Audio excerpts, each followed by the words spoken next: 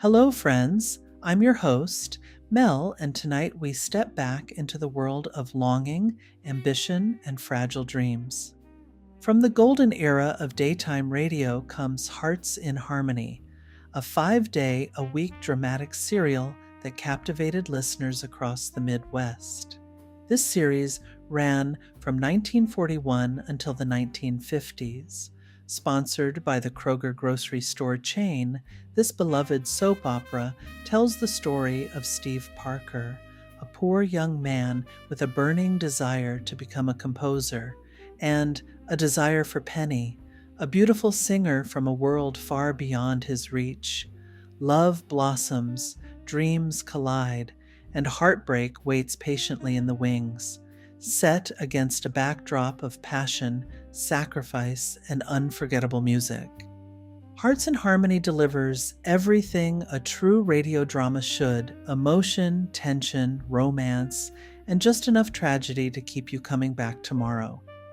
Just a note here, because of the large library of episodes, I've decided to break up the episodes by month, so let's dive right into Hearts in Harmony.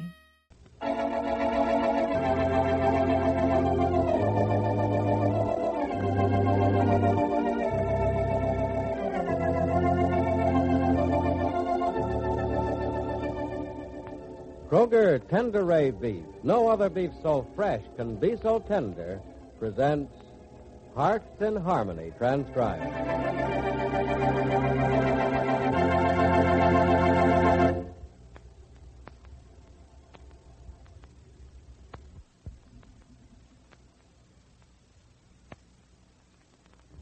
Ladies, when you have friends in for dinner, you want to serve the very best meal possible.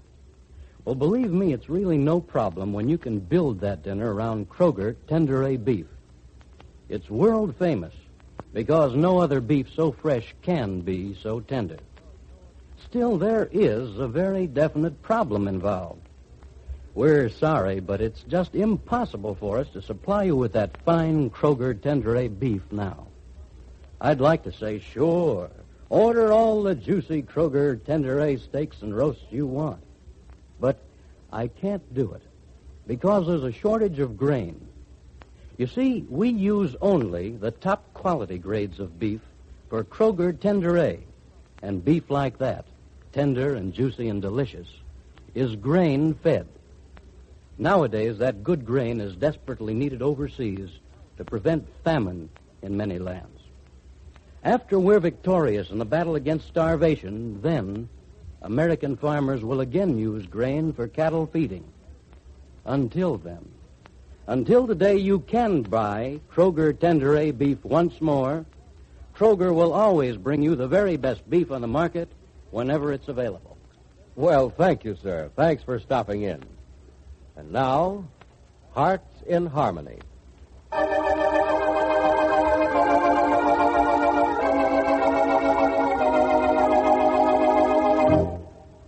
Penny doesn't know of the strange things going on behind her back.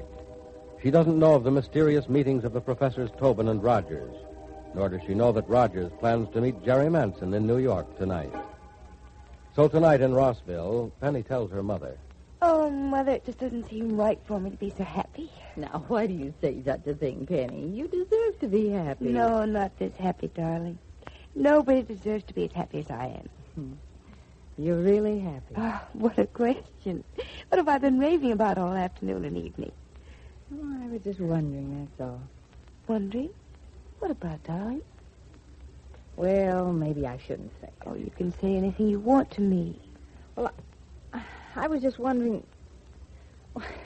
I don't know quite how to put it. In words, Mother. Straightforward, plain, simple words. Well, all right. In straightforward, plain, simple words, I just wonder if you're really as happy as you say you are. Well, you don't think I'd lie, do you? I chose the wrong word, Penny. I meant, I wonder if you're as happy as you think you are, dear. Oh. Have you wondered that, too? No, Mother. I couldn't feel this way if I weren't completely happy. Well, I hope you're right. Penny, promise me something, will you? Mm-hmm. When you aren't happy, if that ever happens, I mean, if things change, you'll tell me, won't you? Darling, I'll tell you first thing. You know, you're one of the reasons I'm not afraid of what I'm about to do. I know I can come to you for help. I know that no matter what happens, you'll be on my side. I hope you won't ever forget that, dear. Children sometimes do. They do? Why? Well, I don't know why. But once in a while, a child will go out into the world, away from home, away from influences and guidances of home, and fall into trouble of some kind. Of course, but then she can go to her family for help and get it. Of course she can, Penny, but she doesn't. She thinks she's grown up. Or she's afraid she doesn't want to face her parents and admit she's done something wrong or admit that something she was sure of has gone wrong. So what does she do, Mother? Just live with a mistake? Worse than that, Penny. She tries to solve it herself. And usually she makes it worse. Oh, if children only knew their parents never blamed them for their mistakes. If a boy or girl grown up could just be told and could believe that a mother or a father is a person to be counted on as a friend when there's a friend in need, there'd be a lot less sorrow in this world. Mother, I'll never forget that you're my friend. Please, Penny, please don't, dear. Not for my sake alone, but for yours. Oh, don't you worry about it. Well, I do, Penny. You're still a little girl to me. I've been a woman for some time now, Mother. Yes, dear. When you pin me down to it, I have to face the facts and admit it. You are a woman. You've been a woman for a long time. I know you are because I know what you've been through. And you know what I can stand, too, don't you? Yes. More than your share of heartaches and troubles, Penny. But I'd hoped that you've had more than your share already, and I hope from now on nothing and no one will stand in your way of happiness, dear. Who's going to hurt me now? No one, I'm sure of it. You don't think Steve will, do you? I hope not. It'd break your heart if he did. But you suspect? No, dear, I don't suspect. Oh, Mother, please be truthful with me. I have nothing but the best of hopes, dear. I know what's the matter with you. You're depressed. You have the blues. Oh, little. How can I cheer you up? I'll be all right. I'll do everything I'm supposed to do from now on. Through the wedding and after it. Cry, laugh, everything. And I'll mean it, Penny. Now go into this thing knowing that your mother is happy and what you're doing. I'm sure you are, darling. But I wish you'd cheer up now. I will. Would a song make you happy? You know I love it when you sing. Okay, I'll give you something to love. A new song. Anything special you want to hear? No, just anything, dear. All right, how about this one?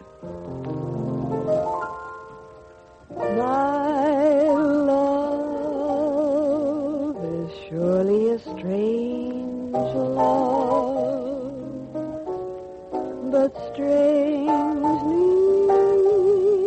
I don't want to change my love, though your heart was always denied me. I'm happy when you are beside me. My arms are strangers to your arms, and my lips are pleading in vain again.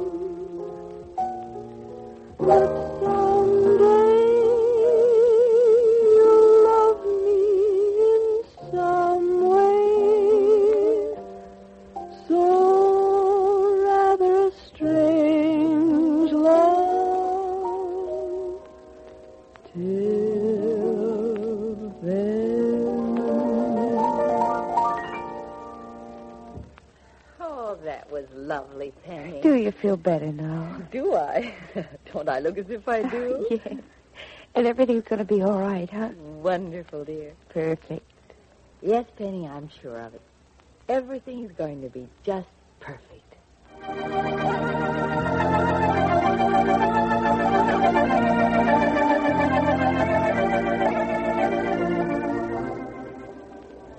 Looking for someone, Miss Manson? Oh, yes, Professor Rogers. Oh, are you? Good. I took a booth. I thought it would, be a little cozier. Yes, indeedy.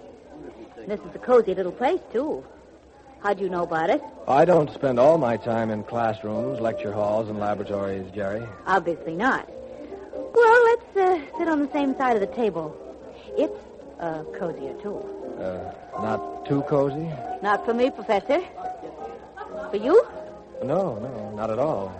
Good. I've already ordered for you. You mind? No. My, but you do things well. You didn't learn to do all this in college, did you? No, this sort of thing isn't taught in college. Oh, then you admit there's a lot to learn outside the classroom, Professor. What you learn in the classroom, Jerry, is only what you need to know to survive the learning of things such as this. You may start serving, waiter. I think I'll take off my wrap. Here, let me help you. Thank you. Well, Do you object to strapless gowns, Professor? no, I think you look lovely. You have a very pretty mouth when you laugh. And when I'm not laughing? A very pretty mouth. But we have other things to talk about, haven't we? I don't know, have we? Yes. First, do you really understand why I went to the editor of the Rossville News and took that picture of you and Pat away from him? No, not really. But you said you had an interesting reason and a good one, so I was satisfied. Well, I'll explain that reason now. I thought it was a rather foolish way to spoil Miss Gibbs' marriage to your Mr. Parker. Why? Because it might not have spoiled it at all. Instead, it might have brought undue scandal down on you. Why, thanks. Thank you a lot, Professor. I didn't know you cared about me that much. You are a human being, Jerry. Very beautiful human being. Nice specimen. Excellent. But seriously, you're attracted even to a man who might have a tendency to look at you through academic eyes. You have very lovely academic eyes, Professor. They serve their purpose. I see through them. And through me? Yes. You want desperately to keep Miss Gibbs from marrying Mr. Parker, and I know why. Why? You love Parker yourself. Yes, I do love him. But I've lost him. What are you doing, Professor? Making the noble sacrifice, offering yourself as consolation? No. Well, don't. I like you.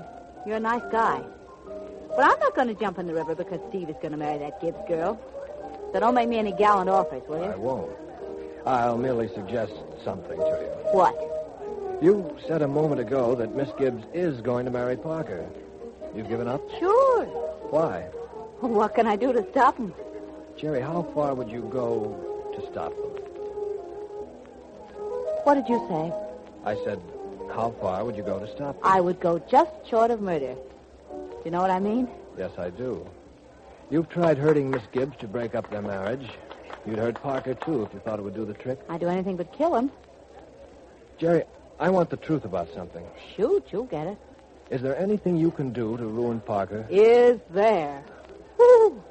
If I guaranteed that it would stop his marriage to Miss Gibbs, would you do it? I'll say I would. Good. There's only one catch to it. I'd need help. Don't worry about that, Jerry.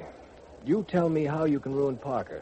Show me the proof, and I'll take it from there myself.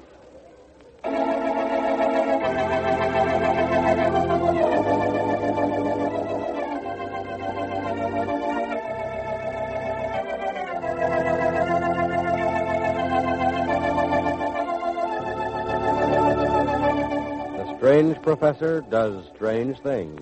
Why is he plotting with Jerry Manson to keep Penny from marrying Steve Parker? What's his motive? And what does Jerry Manson know that will ruin Steve? Be sure to listen to the next dramatic episode of Hearts in Harmony.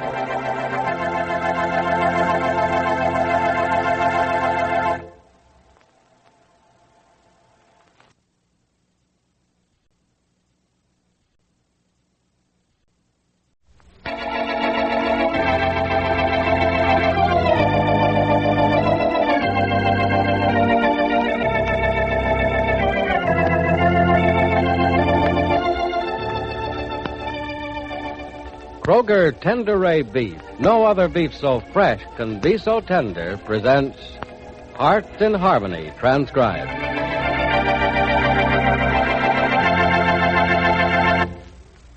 Ladies, down at our store, I'm asked many times each day to explain just why Kroger Tender Ray Beef is not available right now.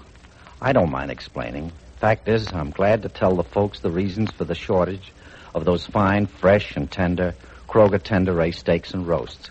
I'm glad because I know the people who visit our Kroger store truly appreciate top-quality beef. Right there, by the way, is the reason for the shortage. We just can't get top-quality grades because that kind of beef is grain-fed. And grain-fed beef is always used for Kroger Tenderay. No, America is not producing grain-fed cattle because that precious grain is urgently needed elsewhere. It's needed overseas to feed the starving peoples of many countries. So that's the reason you can't get Kroger Tenderay beef when you ask for it at your Kroger store these days. Don't forget, though, Kroger Tenderay beef is world famous, for no other beef so fresh can be so tender. And please remember, too, that until the day you can buy Kroger Tenderay beef again, Kroger will always bring you the very best beef on the market whenever it's available.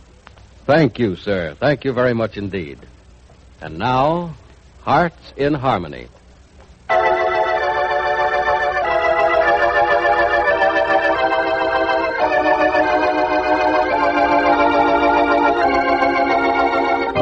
The week is here. And as the days pass, before long the hour will be here, and Penny Gibbs will be Mrs. Stephen J. Parker. As he promised, Steve has finished his work in New York and is in Rossville till he and Penny leave on their honeymoon. Steve says... And you know something, Penny? Nope. We haven't said one word to each other about a honeymoon. That's right, we haven't, Steve. Oh, there's something the matter with us. I thought all people about to be married talked about their honeymoons by the hour. I know I talked over honeymoon plans with all my other wives. Oh? And how many wives have you had? Oh, just a mere 13. I didn't want to take all the girls out of circulation. Oh, well, we do have to decide on a honeymoon, darling. Well, you decide. Well, I think the good book says the young lady sort of gets first choice. Well, we've done so little else by the book. Why don't we do this differently, too? You decide. New York? That won't be much fun for you. Haven't you seen enough of New York? Alone, yes, but with you, I'll never be able to see enough of anything. Oh, Steve, you make the sweetest speeches. Nothing specially sweet about that. It's the truth. And it wasn't a speech. I hate speeches. Well, then it was a nice thing to say. No, it wasn't even nice. It was the right thing to say. Well, whatever it was, you don't have to say it, Steve. I just love the idea of you wanting to be with me anywhere. I know you can think of a place, though, that'd be more fun for you than New York. Oh, all joking aside, darling. I could spend the rest of my life, honeymoon and all, right here in Rossville. As long as I could spend it with you. Steve Parker, if you deny that that's a speech, I'll know you're joking. Look, a guy in love doesn't joke. Are you in love?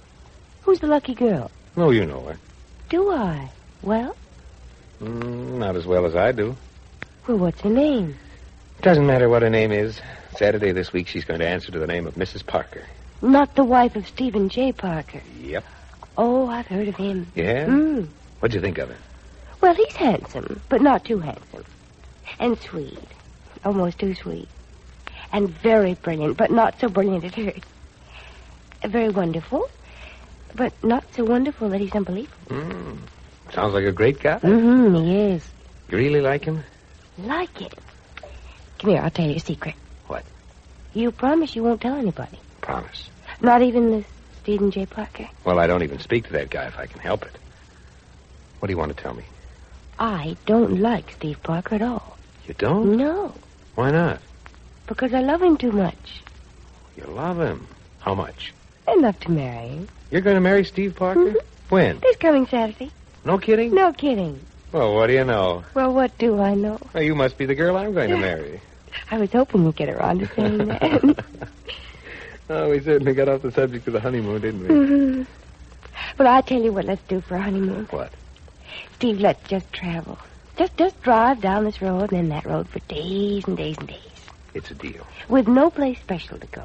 Who wants to go anywhere when you're around? Except right into your arms like this. Oh, darling. Hey, let's sit on the piano bench and you can sing me a song. Steve, you don't want me to sing. Every day of our lives you're going to hear me try to sing some song or other. You think you're bad? Well, I'm not the best. Well, not the best, but fair or bad, you better sing and get me used to it now. I see, a little premarital training, Well, you might call it that. Well, let's see if this breaks you in gently to my ability as a singer. Nice piano. Oh, give credit to the piano. Oh, sure, it plays itself. Well, let's see how you like this song. I can tell now I'm going to like it. Well, tell me how you like it afterwards here. Somebody said that someone saw you out last night. Somebody said that someone held you awfully tight. Somebody was mistaken, for it can't be right. It couldn't be true, it couldn't be true, or could it? Could it?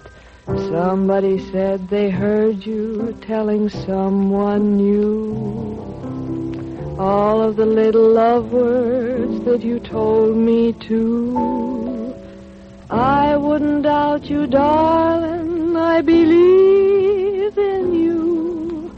It couldn't be true, it couldn't be true, or could it?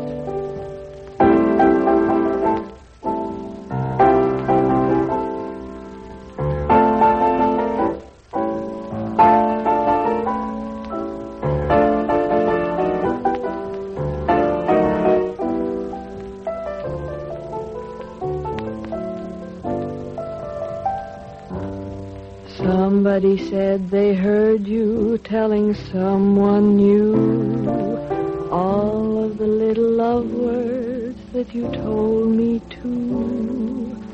I wouldn't doubt you, darling, I believe in you. It couldn't be true, it couldn't be true, or could it? Well? Do I have to tell you exactly what I thought of it? We might as well start being honest right now. Well, I hate to tell you this, Penny, but... But what? Well, it was wonderful. And I suppose you wear a hat 2 sizes larger than usual. No, Steve, you're prejudiced. But I hope you always are. You're happy, aren't you? Very. No troubles? Nope, no troubles. No worries? No, not a worry, Steve. Not even a small one. You're even happy about the way things have turned out with Jerry Manson? Why do you mention her, Steve? I had to, Penny. I know you're still thinking about her. Wondering what she's going to do next. Half afraid that at any moment she'll still wreck our marriage for us. Do you think she will, or can? No. Well, then why should I worry about her? You do, though, don't you? Only a little. Penny? Yes, Steve, I do. I'm still afraid of her. But you invited her to our wedding. She told me so just before I left New York. Well, of course I invited her to our wedding. Because you thought you had to? Oh, no, Steve, because I wanted to. I have no hard feelings toward her. Good girl. You shouldn't, really. She's done a lot of harm, sure, but actually she hasn't meant to do it, Penny. She's just a jealous, selfish person, that's all. She can't help what she does. She's tricky and scheming by instinct, not by design. I know that, Steve. That's why I'm worried. I'm still afraid that she'll do something before Saturday and our wedding so that Saturday and our wedding will never come.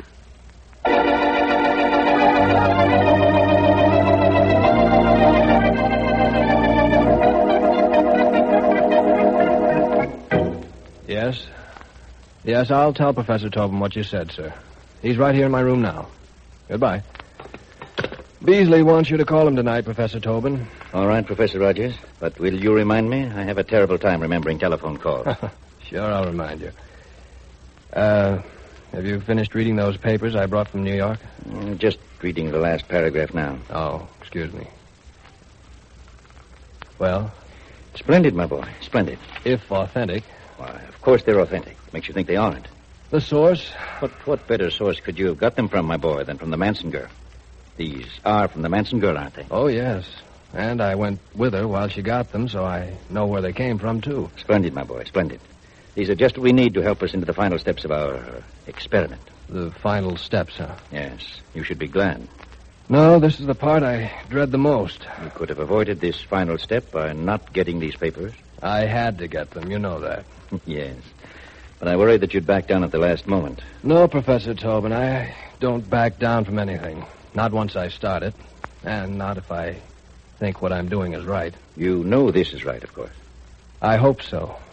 But it's almost too late to do anything about it if it's wrong. Yes, isn't it? The Manson girl actually gave you these papers, huh? How did you manage it? By managing her. You aren't great with the ladies, aren't you? No, I'm a fool, and they know it, so they like me. Because a fool is so easy to Well, fool. But who had done the fooling this time? You didn't tell her why you wanted these papers, did you? I may be a fool, Professor Tobin, but I'm not stupid. I'd say you were positively brilliant. Now, about the next move. The final step? The final step. Well, you're to call Beasley tonight. I suppose that's the first thing to do. Yes, and tell him these papers are on their way. Yeah. Then what? Then we'll correlate all that you've discovered in our experiment here and send that on to Beasley. And then? Wait for the final orders. That's all? Unless something goes wrong along the way. Oh. What are you thinking, my boy? Nothing. You were thinking that something might go wrong along the way? Am I right? You blame me for hoping that? No, you're only human. Maybe too human for a thing like this. I'm a school teacher, Professor. That's all I want to be from now on. From now on, until the experiment is over, you are to be more than just a school teacher, Professor Rogers. Yes, I know. Remember that. And remember this, too. The ball is rolling. It can't be stopped now. I could stop it. You could, but you won't. You have a duty to perform. You signed a pledge. Don't go back on it. I won't. Good. Take consolation in this, my boy. Though the ball is rolling, the worst will soon be over.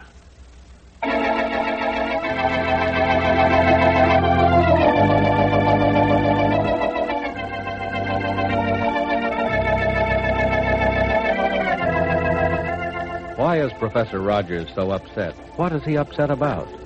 What papers has Jerry Manson given him? And does this have anything to do with the coming marriage of Penny and Steve Parker? Be sure to listen to the next dramatic episode of Hearts in Harmony.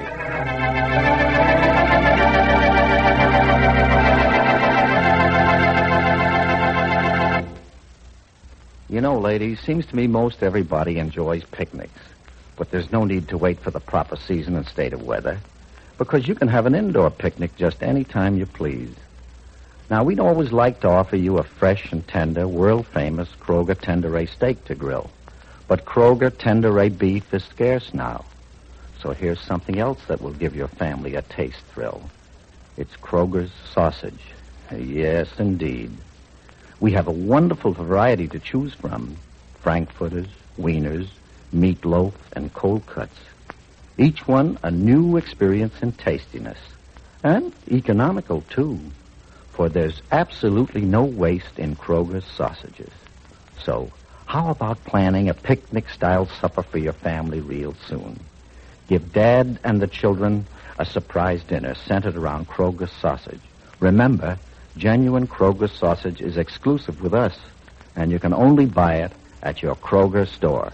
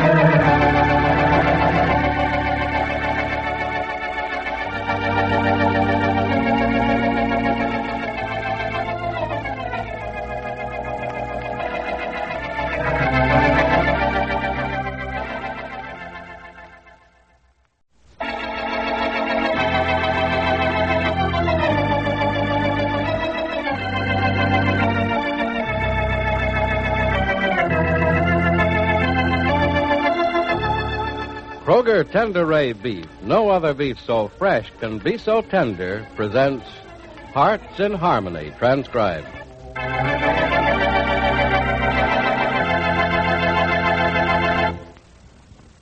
Ladies, I'm often reminded these days of a certain nursery rhyme.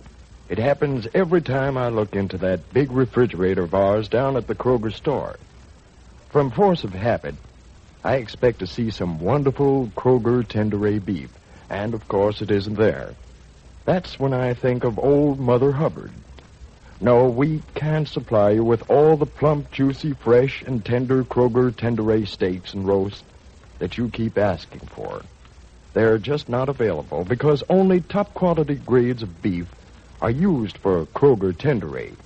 And that kind of beef, delicious and juicy and tender, is grain-fed. But grain is not being fed to cattle nowadays. Instead, most of our precious grain is being used to relieve human suffering. Millions of people all over the world are starving, and the saving of their lives depends upon how much and how fast we can send grain overseas. It's a race against time, and it will be won. Until victory is ours, and until the time when you can once more buy Kroger Tenderade beef, let me say that Kroger will always provide you with beef whenever any is available, and it will always be the best that is available.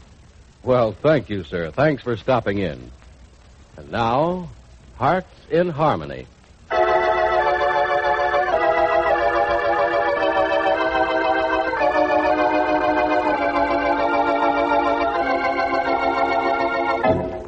Almost everyone in Rossville is talking about Penny's coming marriage to Steve Parker. But no one is talking about it in the same way as Grace and Jed Billings. For Grace, as Penny's mother, looks at the coming marriage differently. She thinks, it may not be the wonderful thing we hope it'll be, Jed. Oh, now, why do you say that, Grace? The child's in love. Parker's in love with her. They're a good match. Well, they seem to be a good match, Jed, but let's not forget things are seldom what they seem. No, don't start confusing me with quotation. I'm not trying to confuse you, Jed. And I'm not trying to make you feel that Penny's marriage to Steve Parker may be a mistake. Well, then what are you trying to do? Well, I'm trying to convince myself that the marriage is all right. Oh, of course it's all right. Have faith in Penny. You know Penny. You know what a good, clear, straight-thinking young woman she is. She's thought this thing out herself and come to a decision. The decision was to marry this fellow. Oh, I know all that, Jed, and I'm glad for it. I know very well that Penny and Mr. Parker have a lot in common, love each other very much, but I don't think they're properly suited. Why not? I don't know. I don't know enough about Mr. Parker to say exactly what it is, but it's his background, his attitude, as I understand it from Penny. He belongs to a world so different from ours, so different from the one that Penny knows and loves. I'm afraid of what may happen when Mr. Parker tries to take her into his world. Well, if you ask me, Grace, I don't think it'll be Parker who changes Penny, but Penny who changes him. Well, that'd be just as bad for their marriage, Jed. How so? Marriage shouldn't change either husband or wife. It should change both of them, make them a blend of each other. That's what makes for a successful marriage. But if one, either the husband or the wife, remains the same and forces the other one to change completely, there's a marriage which shouldn't be and can't be for very long. Well, now, Penny and Parker are sensible people, Grace. Seems to me they'll find out how to get along with each other as they go along. They'll find out how to get along with each other the hard way, but the good way, by having fights and making up, and then having other fights and making up. Why, I know a young couple who used to fight all the time, but they were just as happily married as any two people could be. And I think they fought with each other because they had so much fun making up. Oh, Jed, you're impossible. Well, most of the time, sure, but not now. I think I know what I'm talking about when I say Penny and this fellow Parker are going to have a long and successful marriage. They've both got good heads and know how to use them. If they aren't as adjusted to each other as I think, and you don't think they're an even match, well, they'll know how to rearrange themselves so they'll get along. Oh, but, Jed, I want more for Penny than a marriage in which she's just getting along. Oh, no. There you go, taking apart my words again. When I said get along, I didn't mean just getting by. I meant, making a go of things in spite of difficulties. And you know, sometimes, Grace, it's good for a young married couple to have troubles and not to get along too well at first. Why, Jed. Well, sure it is, Grace, and you know it. You want everything sweetness and light for Penny. You want this marriage of hers to be perfect from the start. And I don't blame you. So do I. Penny deserves only the best. But I wonder if we're really wanting the best for her when we want everything to be smooth for her. Well, hasn't she had more than her share of trouble already? Sure, as a girl, an unmarried woman. But now she's going to be a wife. I think maybe it'd be a good idea if she had a good share of wife's troubles, and Parker had a good share of husband's troubles. Grace, They are never very serious troubles. The fact is, most couples look back on the troubles of their first years of marriage and laugh about them. And when two people can remember back and laugh at something they did together that was silly or stupid, well, there are a couple of people who are close together. They're going to stay that way the rest of their lives. Well, I think I see your point, Jed, but... Oh, but nothing, Grace. Penny knows what she's doing. She's in love with this fellow Parker, and he's in love with her. They've sat down and thought it out together and decided they can live their lives best as husband and wife. It was a decision thought out by two straight-thinking people, Grace. It hasn't been one of those overexcited, spur-of-the-moment emotional things. I say Penny's marriage is going to be all right, and I say Penny is going to be all right. Well, I wish I could agree with you, Jed. I wish you could, too, Grace. What makes me so afraid the marriage is wrong? Just fear itself, Grace, that's all. You're afraid for Penny. You know what she's up against now, and you know you can help her with all her problems now. Mm-hmm. But you're afraid if Penny gets into something new, you may not be able to help her. Is that the reason I'm afraid of her marriage? Well, what other reason? You like Parker, don't you? Well, how can I help but like him? Penny's in love with him. All right, then. You go along with Penny's decision about Parker. You go along with Penny's decision to marry. Oh, Jed, I do go along with it. I haven't said a word to Penny about not getting married. I wouldn't for the world let her know that I had the slightest fear. You're the only one I ever talked to like this, and I wouldn't want you to repeat anything I've said to you. Well, you know I won't. Not to anyone, Jed. Things have an amazing way of getting back to Penny. It'd be just like that darling girl to change her mind for my sake. Yes, I suppose she would. But I wouldn't let her. You know Penny, Jed. When she's made up her mind, there's no changing her. No, but that doesn't mean I wouldn't try. Say, where is Penny today? I haven't seen her all morning. Well, if you go to your office this morning, you'll see her. She's at my office? What for?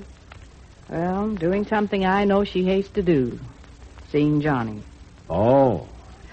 Oh, Jed, I'd feel so differently about this coming Saturday if Penny were marrying Johnny. But Penny isn't marrying Johnny, so don't even think about it. Oh, I don't. It's just a thought. But I think it proves something. Yeah? My real fear about Penny's marriage is Steve Parker, Jed. I'm afraid of him. I'm afraid of what he'll do to Penny someday.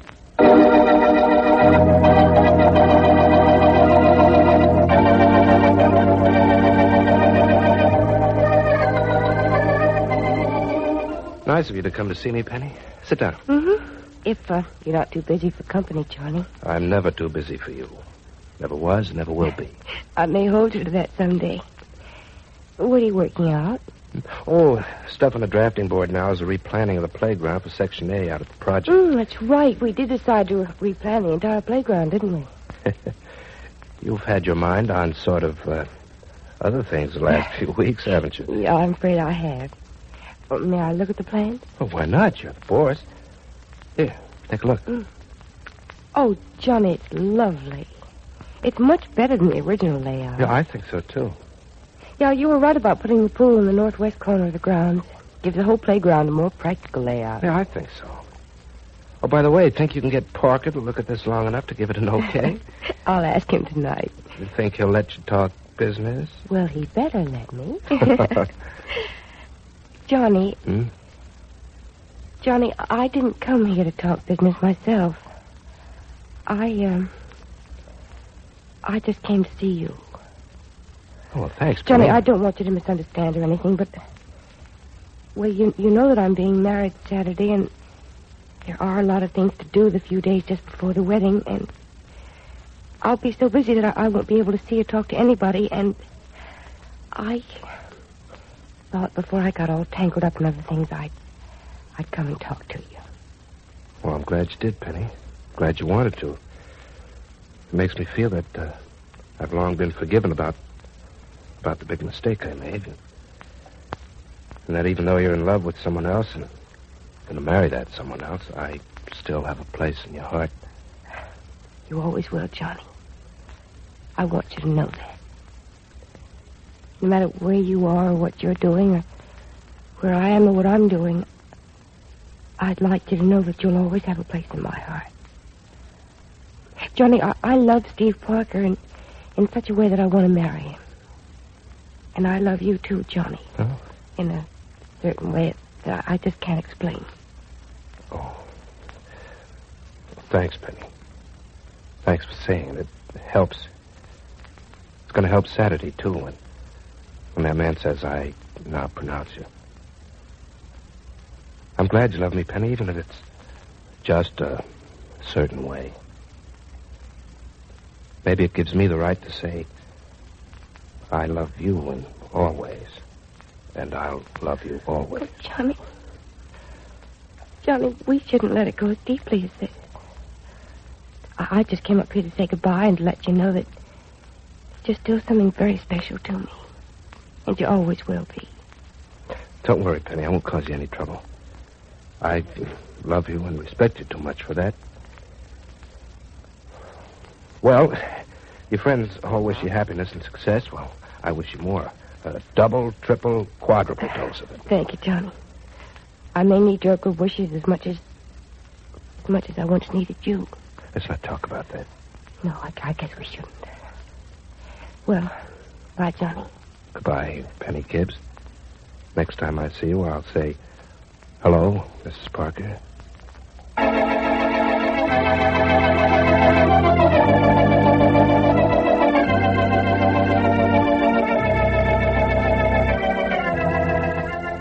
Johnny Keith is obviously not too happy about Penny's coming wedding. With Grace upset about it, could something be done to stop it? Why is Grace afraid of Steve Parker? Be sure to listen to the next dramatic episode of Heart in Harmony.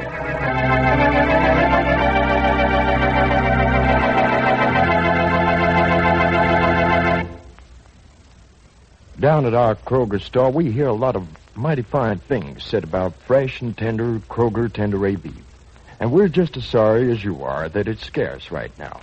Still, the scarcity of our world-famous Kroger Tender A beef has been the means of introducing folks to some of the other wonderful meats in the Kroger meat department. There's a grand treat in store for you and your family in a dinner centered around Kroger sausage. That meal is bound to be a success, whether you serve frankfurters or wieners, baked or cooked meatloaf, or a platter heaped sky high with cold-cut sandwiches.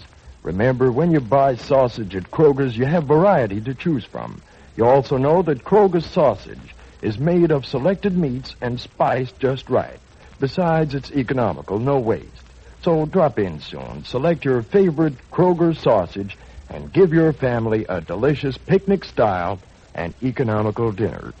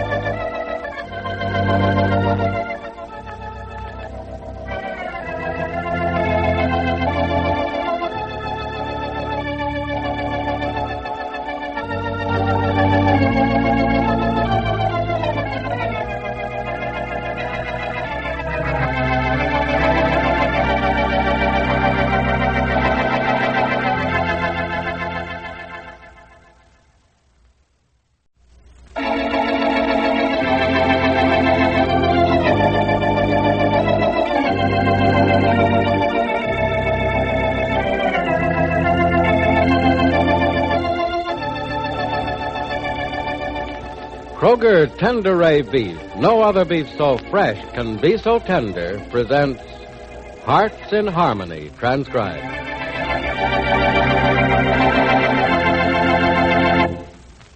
You know, ladies, there's one American trait that's really wonderful.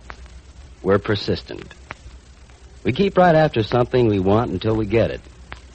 I mention that because each day now, I'm asked time and time again for Kroger Tender A beef.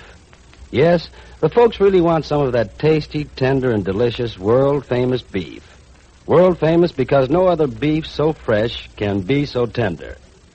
However, I'm afraid this is one time that persistence is not really going to pay off. You see, all Kroger Tenderay beef is top-quality beef, grain-fed beef, and that kind is hard to get. Grain is scarce, for it's being sent to millions of starving people all over the world. And after those men and women and children have been fed, then our farmers will once more use grain for cattle feeding. When that happens, you'll again be able to buy all the juicy, delicious, fresh, and tender Kroger Tenderay steaks and roasts you want. In the meantime, you can depend on this. Kroger will always bring you the very best beef on the market whenever it's available. Well, thank you, sir. Thank you very much indeed. And now, Hearts in Harmony.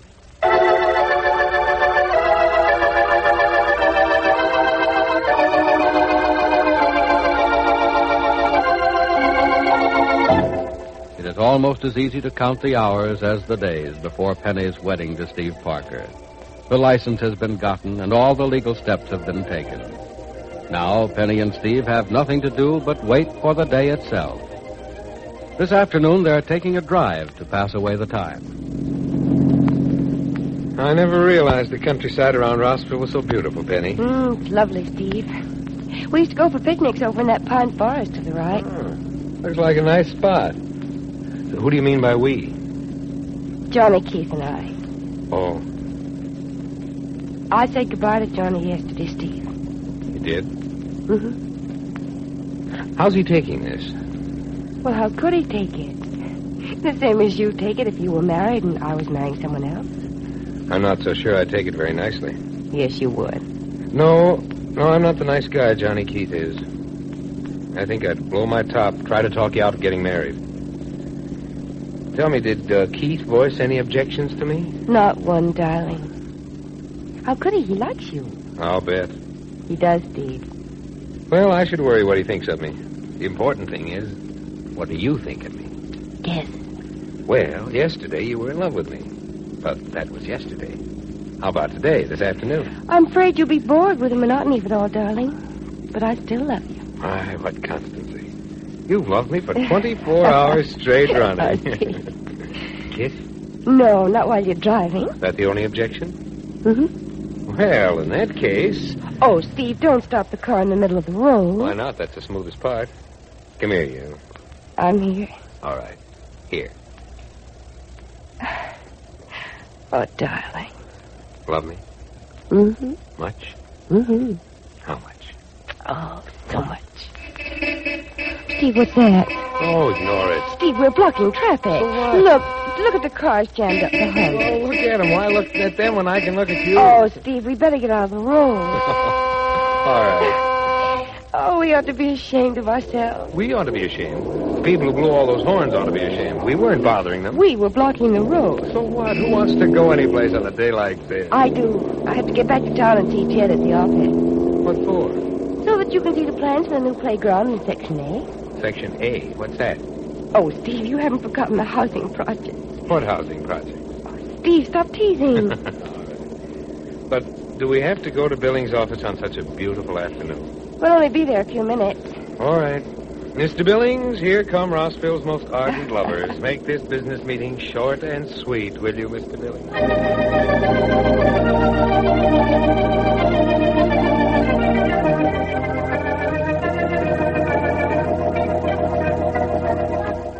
Hey, Johnny. Ah. Can you come into my office a minute? Sure, Jed. Fine. I got something I want to show you. What's the matter, Jed? You look worried. I don't know whether I am or not. Close the door, son. Sure. Now then, what's up? Here. Read this letter. Just got it a few minutes ago. Oh? What is it? Well, read it and you'll see. Here. Thank you. Hey, that's from the FBI. Uh-huh. And read what it says. Let's see. Well, the FBI wants to look at our books, huh? Yeah. Wonder why. Well, I don't know. Can't be a tax thing, or the Treasury would be doing the investigating. Yes, I thought of that, too. Here's a questionnaire they sent me to fill out. You think of any information I've left out? Well, let me see, Jed. Here you are. Mm-hmm. No, We've answered everything pretty fully. Uh-huh. Gosh, I can't figure why the FBI wants to investigate us, Jed. Well, the letter doesn't say the FBI is going to do much investigating, just wants to look at our books a little and know the answer to a few questions. What questions? Well, fewer on that questionnaire. Well, I know, Jed, but those are things it doesn't take an FBI man to find out. Those are mostly questions of personal identification. Yes, but why does the FBI go to all the trouble of wanting to make sure of my identification unless they're after a specific man and I'm it? Oh. Well, maybe they're... Well, after they've received the questionnaire you filled out, they'll know you're not the man they want. No, I got a feeling I'm the right man, all right. Jed Billings, Billings Construction Company, Rossville. That's me. Yeah, but, Jed, it's crazy. Why, the FBI couldn't have any interest in you. I've been thinking maybe it's about that fire we had at the project. Well, it can't be that either, Jed. That was investigated by local authorities and cleared up. Well, maybe so, as far as our part in it is concerned. But the Parker Enterprises is interstate, Johnny. That puts it under federal jurisdiction. And that's the FBI. Yeah, but, Jed, if the FBI was investigating that fire, they'd go to the local authorities who did the investigating originally and do their questioning there.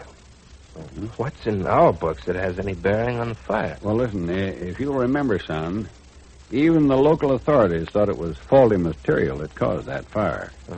Now, I tested the material used in our buildings as compared to a description of them as set down in our books.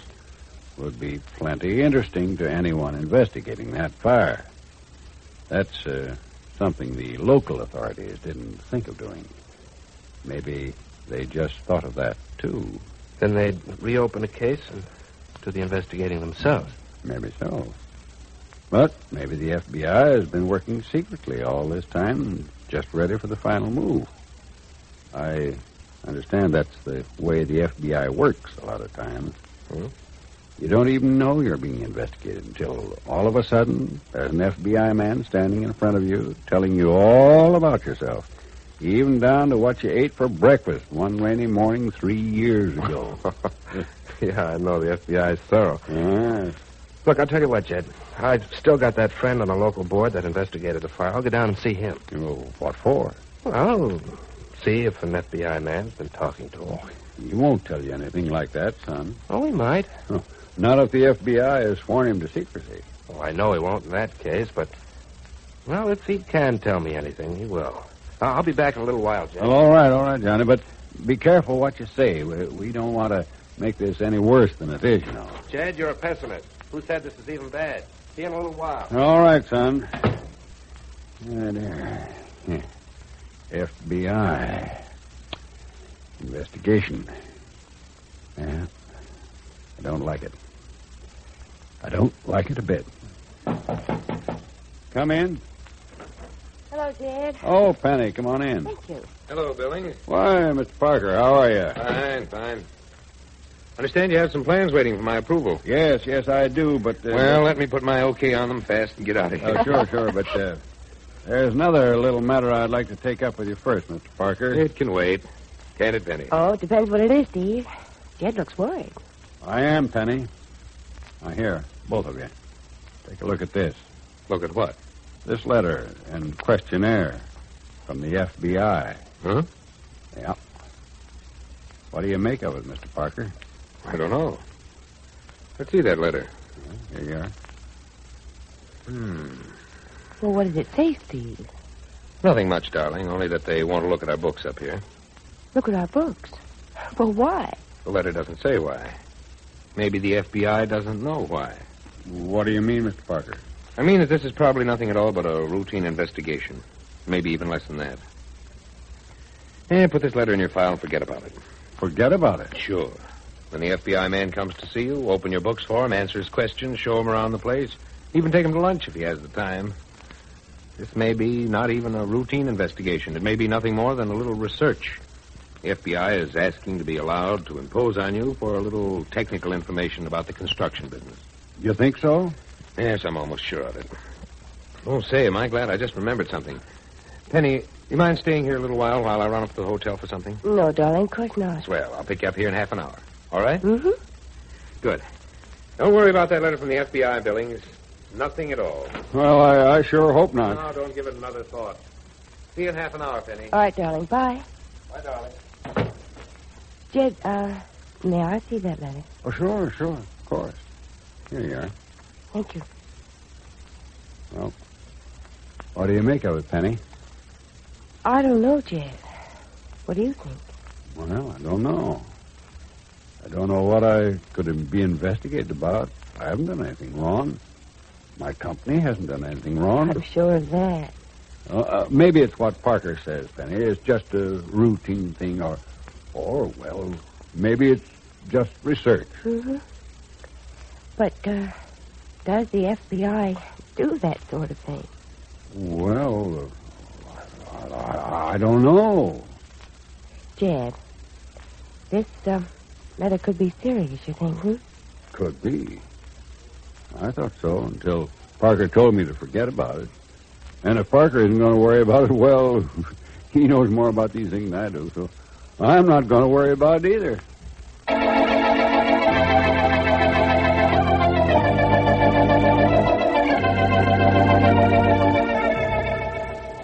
So Jed's not going to worry. But does Steve know as much about an FBI investigation as he claims? Why does the FBI want to look at Jed's books? What will the investigation prove, and whom will it involve?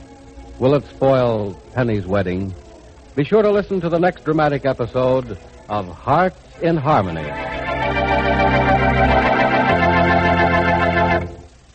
You know, ladies, seems to me that almost everybody in our neighborhood is well acquainted with the fact that our Kroger Tenderay beef is always both fresh and tender. But nowadays, I have to tell them that our world-famous Kroger Tenderay beef just isn't always available. I hate to disappoint the folks, but I'm able to partly make up for it with a little tip. I'm recommending Kroger sausage. All our Kroger stores have a grand variety of Kroger sausage to choose from. Frankfurters, wieners, meatloaves, and a delicious assortment of cold cuts, too. No matter which Kroger sausage you choose, your family will be delighted with the fine, rich flavor. And remember, Kroger sausage is economical. There's no waste. And all Kroger sausage is made only of selected meats and are spiced just right. Stop in at your Kroger store soon, won't you? Ask for Kroger sausage.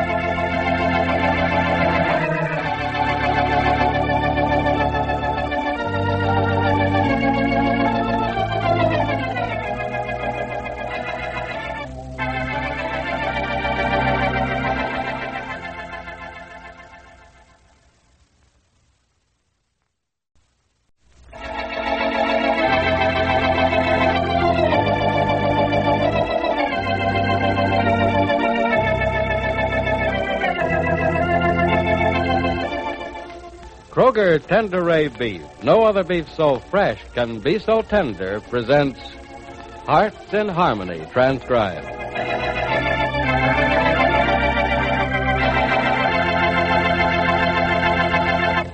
Friends, there's a world of meaning packed into 3 short words.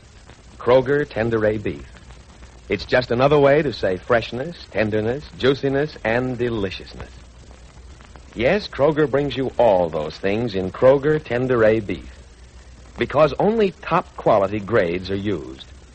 And those top-quality grades come only from grain-fed cattle. Now, the mention of the word grain should bring to mind the countless newspaper stories about the scarcity of grain. and how it's being rushed overseas to prevent starvation. Thus, you'll readily understand why it's so hard for us to get grain-fed beef. Every available ounce of that good grain is needed to feed millions of starving people the world over. When those people no longer face famine, then we can once more use grain for cattle feeding. So, for the time being, you won't be able to get those fresh and tender Kroger Tenderay steaks and roasts. But remember, until Tenderay is plentiful again, Kroger will always bring you the best beef on the market whenever it's available. Thank you, sir. Thank you very much. And now, Hearts in Harmony.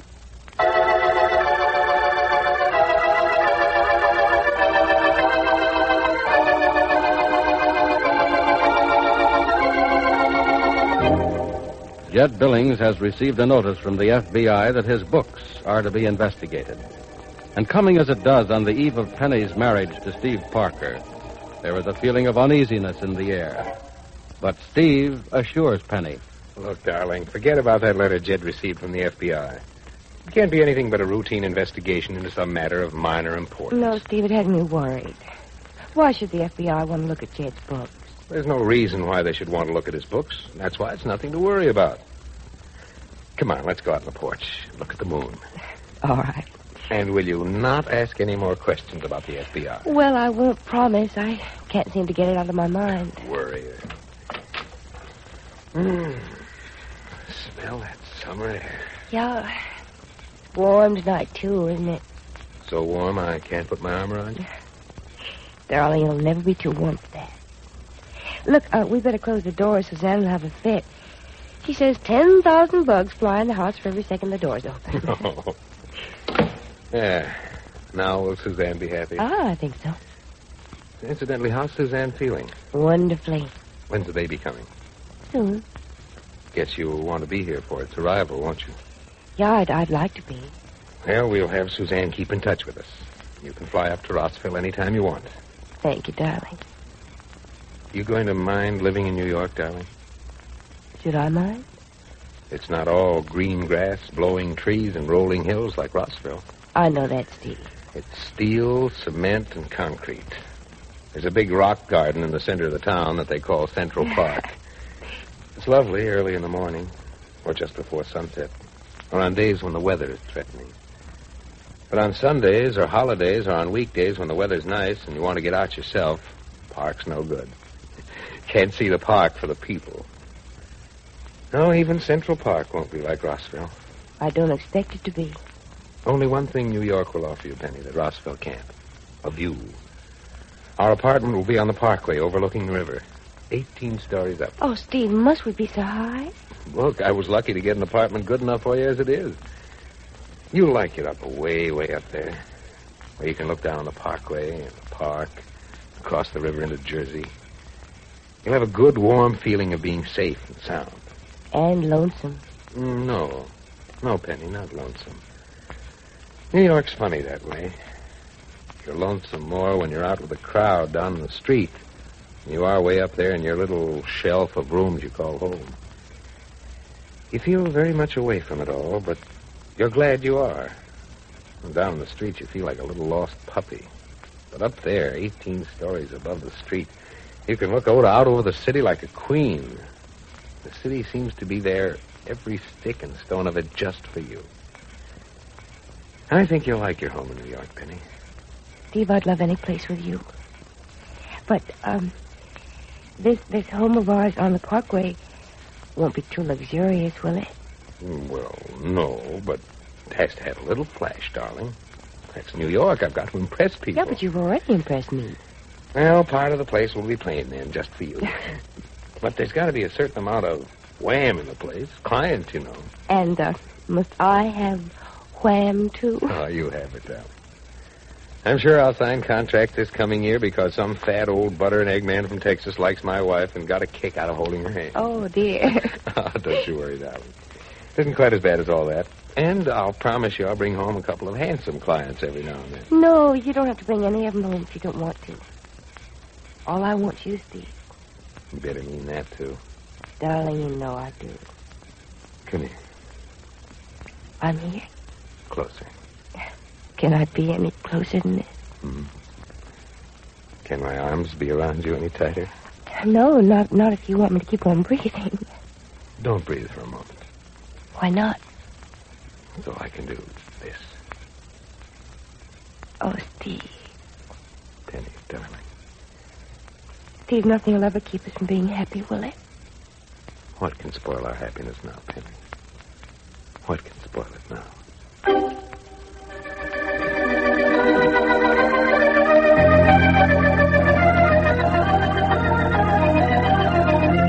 Now sit down, Professor Rogers, and pay attention. Yes, sir. And don't be nasty about it. I'm not nasty, Professor. Just a little on edge, aren't you? A little, yes. We're closing in for the kill. I'd be afraid of bungling the job if I weren't a little nervous. Nervousness is a good sign. It is? I'm beginning to hate this job the more I find out about it. Too bad you hate it. You've done a wonderful job. No telling what sort of a brilliant work you'd have done if you'd liked what you've been doing. I like to teach school, Professor Tobin, nothing else. Yes, I know. Now, to go through again what I was talking about while you were standing at that window daydreaming. Yes. Beasley is pleased. In fact, he's so pleased he wants me to offer you his special congratulations. Oh, my. That's being awfully pleased, isn't it? You're in a bad mood this evening, Professor. I'm sorry. I can't help it. I'm glad Beasley's pleased. The whole idea of this experiment was to please Beasley, wasn't it? On the contrary, my boy. Beasley cares as little for this kind of thing as you do. But he recognizes the job well done. And he'll congratulate you personally as soon as he sees you. Well, tell him not to go to the trouble. Listen, my boy, this hasn't been all bad. No. So far, we haven't done any damage. But we're going to. Yes, a great deal of damage, I'm sorry to say. And what are we going to do damage to? Property that can be repaired? A building that can be rebuilt? A machine that can be put in working order again? No, we're going to damage a few lives. And lives aren't things you can repair. Hurt a life and it's hurt forever. Leaves the scars and the other effects forever. You aren't talking much like a scientist tonight. I haven't been acting much like a scientist for the past 3 or 4 months. I know it hasn't been easy to conduct this experiment, but a great many of us in this world have to do things we don't like to do for the common good of all. Professor, please don't preach to me. Not tonight. Just give me the facts and tell me what I do next. I'm coming to that. But while you weren't listening, you made a very definite statement that you completely ignored. I probably wasn't listening. You obviously weren't. The statement was this. Beasley is so happy with the way you've done this job, he wants you for another one.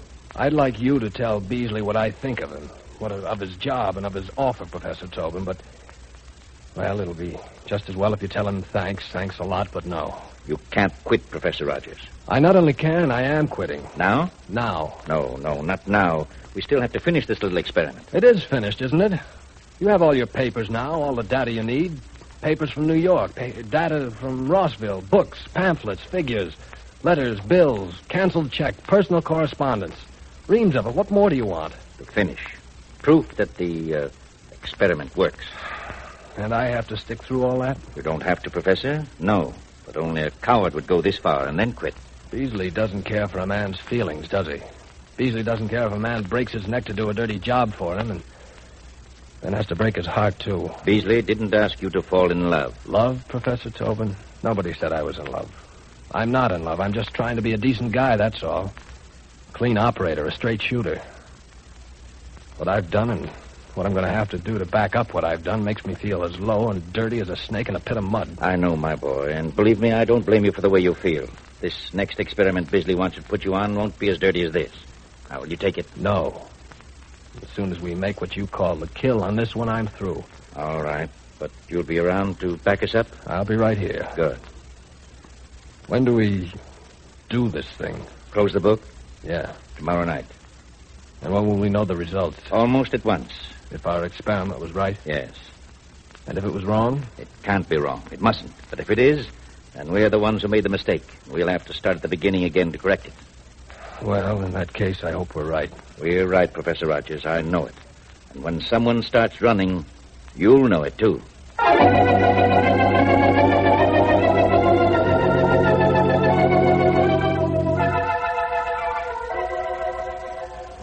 Oh, Steve. Yes, Penny? Just look where the moon is now. Mm-hmm. It was over that tree there a moment ago. Mm-hmm. Now it's dropped down behind it. Well, that proves the Earth is rotating. Pretty soon the moon will be below the branches of the tree, and we'll see it again. It's a marvelous thing to realize we're spinning through space, isn't it? Yes, and yet the air isn't even stirring. What are you laughing at? Oh, I was just thinking how different you are from Professor Rogers. You know what he'd say if I remarked how the moon had moved? No, what would the professor say? Well, the professor go into a long lecture about the physics of gravity and the mathematics of astronomy. Oh, how dull. It's a strange thing, though, darling. The way Professor Rogers tells it, it isn't dull at all. You don't say. And, Steve, you know something? I just realized it. I hadn't seen Professor Rogers for days and days. So what? Nothing, really. But I used to bump into him all the time. It got to be sort of a joke. Now I never see him. I wonder why. Wonder where he is and what he's doing. What do you care what he's doing? Can't have any effect on us. No, darling. Nope. Of all the people in the whole world, I'm pretty sure that Professor Rogers is the one person who has no interest in it.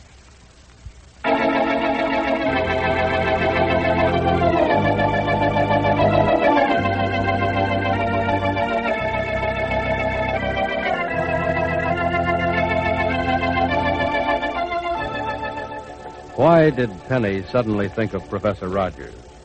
And what is the professor so upset about? What must he do that is going to affect the lives of others? And will it affect the lives of Penny and Steve Parker?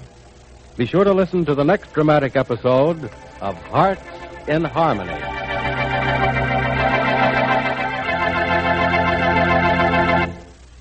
It's always a good idea, ladies, to plan your meals in advance. If your menus were left up to the members of the family, they'd undoubtedly ask for the same thing each dinner time. Our fresh and tender Kroger Tender A beef. Yes, sirree. We'd all like to have some of those wonderfully delicious, world-famous Kroger Tender A steaks and roasts. Yet they're scarce now, so we can't always help you there. But we can help with the tip on successful meal planning. Serve Kroger's sausage. Just think of the variety of meals you can prepare with our tasty frankfurters or wieners, baked or cooked meatloaf, or cold cuts. Simply add your favorite baked beans, a salad, and you'll have a picnic-style dinner bound to start the family running for the table. Yes, Kroger's wide variety of sausage, made only of fine quality meats, spiced just right, is sure to please the family. You'll be delighted, too, because it's so economical. There's no waste. Decide right away, won't you, to give your family a surprise dinner built around Kroger's sausage.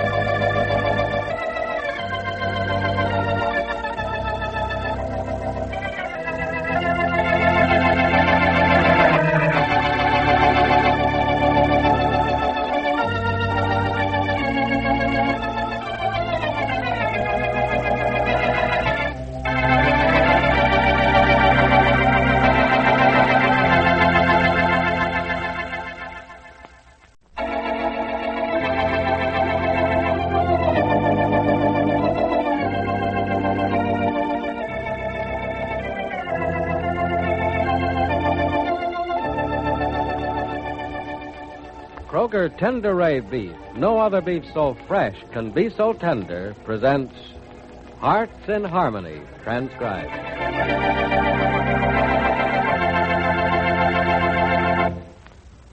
Every now and then I hear someone who's discussing food say, "Give me the good old days." Well, for my part, they can have them. Really, there's just no comparison between the quality of food in grandmother's time and the food of the present day. Take beef, for instance. I'm afraid our forefathers would have been startled at our modern practice of feeding grain to cattle. But you and I know that grain-fed beef is wonderfully tender and juicy and delicious. That's why it's always used for Kroger Tender A beef. Without those top-quality grades of grain-fed beef, well, we just wouldn't have Kroger Tenderay. And that's exactly what has happened. There's a shortage of grain today, so it isn't available for cattle feeding. That grain is going overseas to help fight the war against starvation. And after those hungry millions have been fed, then our farmers will once more give us grain-fed beef. Until that time, please keep this in mind. Right up to the day when you can buy Kroger Tenderay again, Kroger will always bring you the best beef that is available. Our thanks to you, sir. Thank you very much. And now, Hearts in Harmony.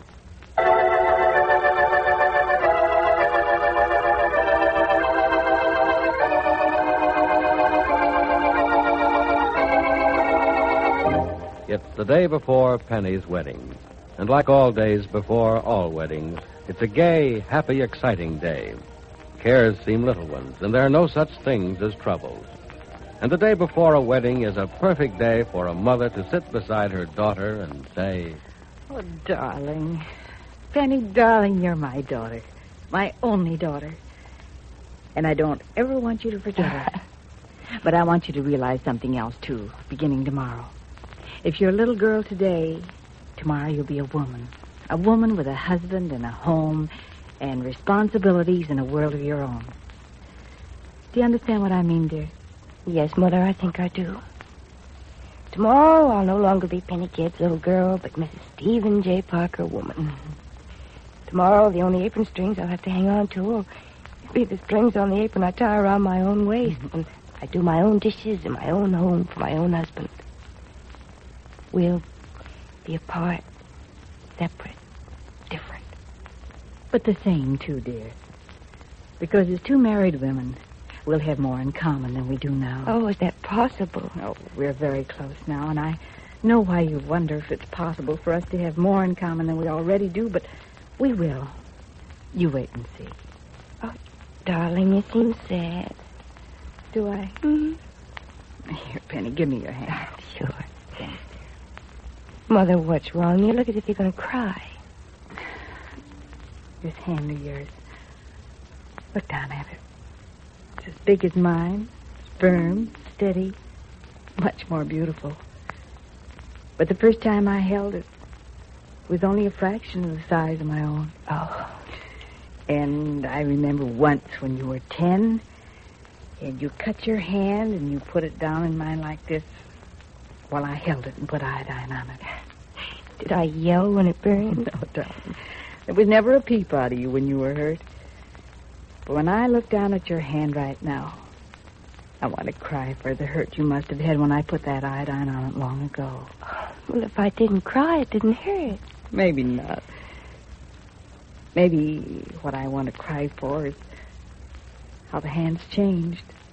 Used to be scratched from climbing trees and dirty from making mud pies and bruised from fighting with the neighbor's children. Oh, I didn't fight, did I? Oh, once you beat up a boy half again your size. Oh, I didn't. You did, and you bruised your hand very badly. Well, what did I do to the boy? Oh, I don't know for sure. He went home crying. He's from another neighborhood and never came around again. I did that with this hand? Yes, darling. As I look at it, I wish it were as small and bruised now as it was then. I know that may seem a strange thing to say, No, but darling, I think I understand. I hope you do, dear. I hope you do. I'm sure I know how you feel. And I'm sure I'll feel the same way with a daughter of mine the day before her wedding. Maybe I'll look down at her hand the way you're looking at mine, and I'll say to her, "Darling, the first time your hand touched mine, all I could feel was a tiny press of all your baby fingers frantically but gently gripping one of mine. Mm-hmm. And now as I hold it, I realize some man is going to put a ring on one of your fingers tomorrow. And I know that beginning tomorrow, what was all mine once, my flesh, my blood, my hopes, my dreams, will all be his. And to me, he's nothing more than a stranger." Penny, bless you, my darling. Bless you for saying that. Is that what you're feeling now? Is that what you're thinking?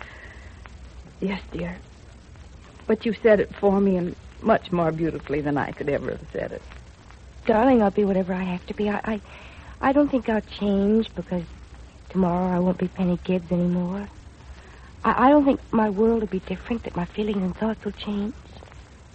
I couldn't bear the idea that I have to stop loving those I love now just because I've given myself to a man to be his wife. No, darling. If anything, being in love with Steve has and will make me love you more than ever before, because now I know more than ever before the power and attraction of love. The warm, comforting glow of being loved. Oh, Mother, maybe I'll live further away from you now, but I'll never be closer to you than I'll be when I'm away. No, will I love you more than when you're out of reach. Oh, thank you, darling. Thank you for saying that. Hello, anybody home? Oh, yes, Jed. I'm home and Penny's here. Oh, hello, Penny. Hello, Jed. How's my ready-to-be-married daughter this afternoon? Ready to be married. Good. And say, that fella Parker is sure a lucky fella. You look like a bride already, Penny. And with no wedding gown to give the fancy trimmings, you don't need them. Jed, has anything happened about the FBI investigation? Well, Johnny was right. It was just a routine checkup or something or other. Oh. The FBI man was in to ask a few questions, and then he wanted to see a couple of my books. He tried to explain what he was doing all this for, but he was spouting so many fancy legal terms while he was talking I couldn't figure it out. What you looking for? Nothing, I guess. Just making a routine checkup. At least that's what he said. It was the only thing he said I could really understand. After looking at the books, he asked a couple of questions about Johnny and Steve Parker, and you too, Penny. Me? Yeah, well, just a couple of things like age and so forth. And then he said he heard you and Parker were getting married. And I said, yes. Mm-hmm. And he said he wished you both luck. And then he smiled, said thanks, and goodbye, and was gone. And that's all? That's all. Well, obviously Steve was right. He said the FBI investigation was nothing to worry about. Just a routine checkup of some kind. Just the same, I'm glad it's over with. Yeah, me too. I was sure worried. You know, there's something about the name of the FBI that just plain scares me. It's a good thing, too. I think the Federal Bureau of Investigation deserves respect and gets it. A lot of people in this world would be criminals if it wasn't for their fear of the power, strength, and ability of those fellows from the Bureau. Mm-hmm. Now, this fellow who was in to see me today was a fine example of an FBI man. He knew what he was doing, and he did it well. Hi, everybody. Oh, Hello. Hi, Mother. Oh, Penny. Hey, this looks like a family reunion, is it? Well, I can't think of a better time for the whole family to be together than the day before Penny's marriage. Oh, tomorrow's the day, all right. Scared, Sid? Just a little. Oh, there's nothing to it. Nobody died from getting married yet. Hey, how about a song? Something like the wedding march, maybe. No, not that. I'll hear that tomorrow. How about something like this? Oh, you talked me into it. Oh. Here, Jen, let's sit down and enjoy this. Well, I'll sit down, but I can enjoy something like this, standing up. Wait till you've heard me before you say that, Jed. I'll take my chance. Okay, Pat, you ready? Ready? Okay. All the time, I knew it all the time. From the moment that you came in view, I could truthfully have said, I love you. I could sing that this was meant to be. So if love is showing in my eyes, it should come as no surprise. How sweet and fresh the morning start as I wake from a dream of you. And the dream of you running through my heart makes my day happy too.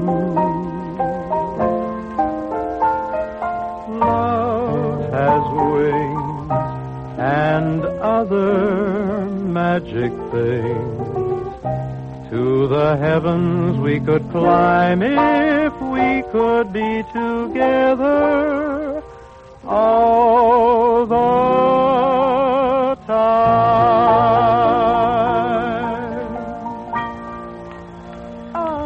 Hey, somebody's at the door. I'll get it. Oh, thank you, Pat. And that was a lovely song. Thanks, Mother. And I like the way you play the piano, Penny.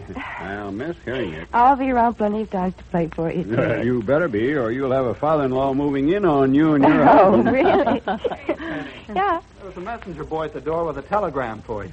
Telegram for me? Yeah, probably congratulations or something. Here it is. Thank you.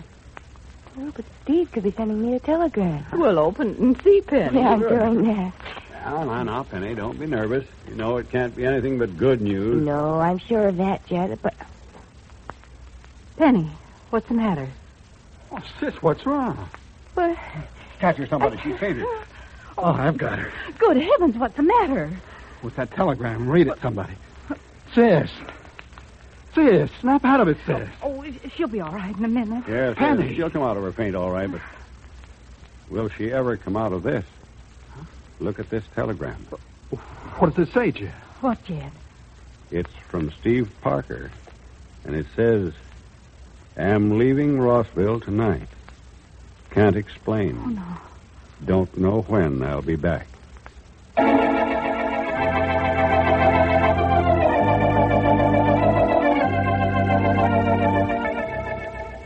Steve has left Rossville. Why? And why on the eve of his wedding to Penny?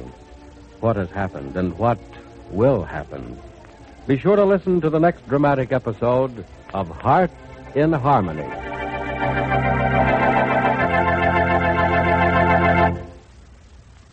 Friends, I wish I could say yes every time one of you asked, "Do you have any Kroger Tender A beef today?" Well, unfortunately, I can't do it because Tender A beef is scarce now. But always remember, Kroger Tender A beef is world famous. For no other beef so fresh can be so tender. But in the meantime, here's a little tip that will help.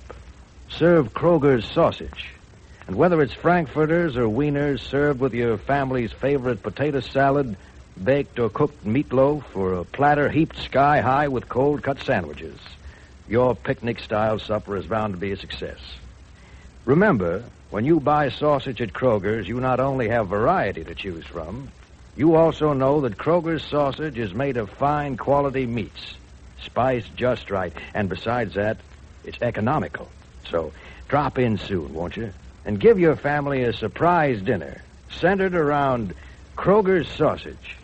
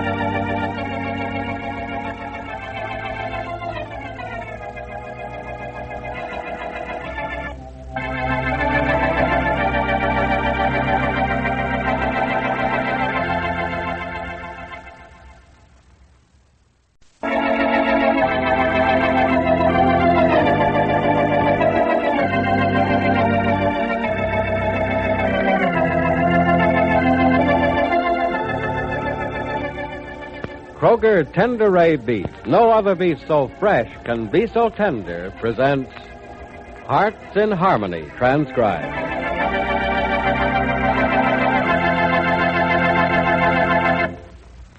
You know, ladies, I've been in the meat business for many years. And during that time, I've never seen anything do anywhere near equal the freshness, the tenderness, and the juiciness of Kroger Tender A beef. But then you don't have to be an expert to know that Kroger Tender A beef is fresh-tasting, tender, and delicious.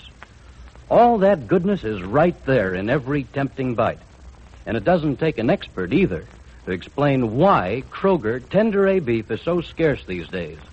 The reason is simply that the farmers don't have any grain for cattle feeding, so Kroger's just can't get the top quality grades of beef, the kind that's only used for Kroger Tender A.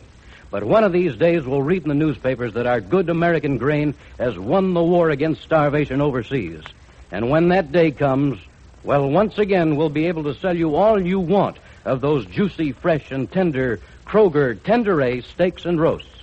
In the meantime, we're doing everything we can to supply you with the best beef that is available. Thank you, sir. Thank you very much. And now, Hearts in Harmony.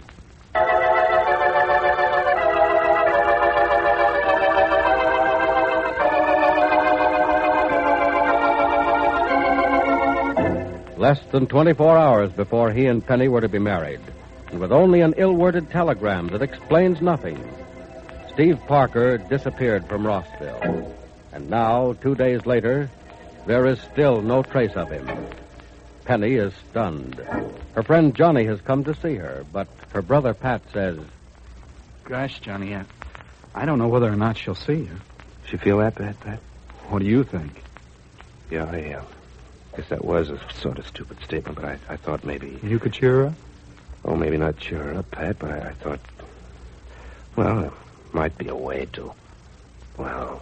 Get her mind off of him? Mm-hmm. Not a chance, Johnny, not a chance. Well, I'd still like to try if it's okay with you. Oh, you know it's all right with me, Johnny. It's Penny I'm thinking about. She's been sitting in a regular fog for 2 days now. Oh, that's bad. Bad, it's awful. If I could just get my hands on that guy Parker... Oh, now, wait a minute, Pat.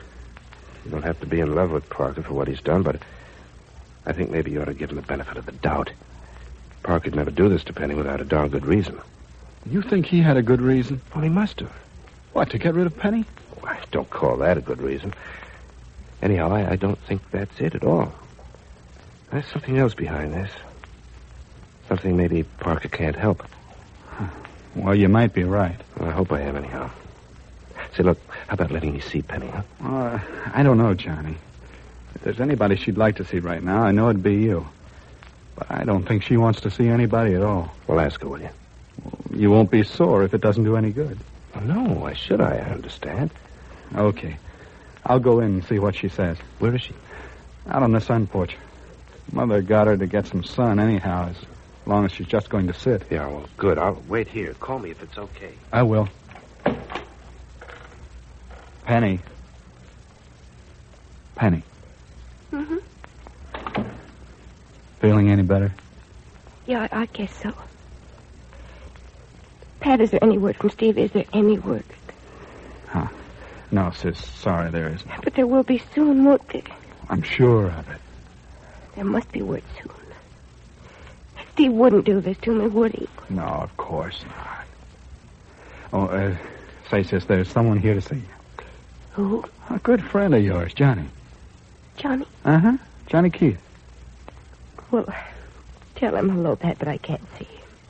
Why not? I don't feel like it. Now, how do you know? Why don't you see him first and see if you feel like it then? No, Pat, I can't. Oh, come on, be a sport. Johnny won't stay long. I can't bear even to look at him now. Why not?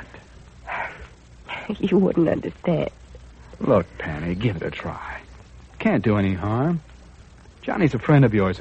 If he sees he's upsetting you, he'll leave. If he isn't and doesn't realize it, tell him so and he'll go. Do you think I'll have to see him? Sure, sis, or I wouldn't suggest it. All right. I'll see him for a minute. Swell. He's right outside. I'll get him. You aren't going to leave the house, are you? Heck no. I'll be out on the lawn. If the phone rings, I'll hear it. Good. Hey, Johnny. Yes, sir. Penny says she'll see you. Oh, thanks a lot. Thanks a lot, Pat. Don't thank me, thank Penny. I'll be outside. Okay. But don't stay too long. No, I won't. Swell. Hi, Penny. Hello, Johnny. Say, you're looking more beautiful than ever. Johnny, don't flatter me with lies. It isn't necessary. I know how I look. I look terrible. You look sad. You always look especially beautiful when you're sad. That new dress? Oh, yeah, I think so. Johnny, you don't have to avoid this subject. I don't intend to avoid it, Penny. In fact, I came here with the idea of talking about it. Is there much to say?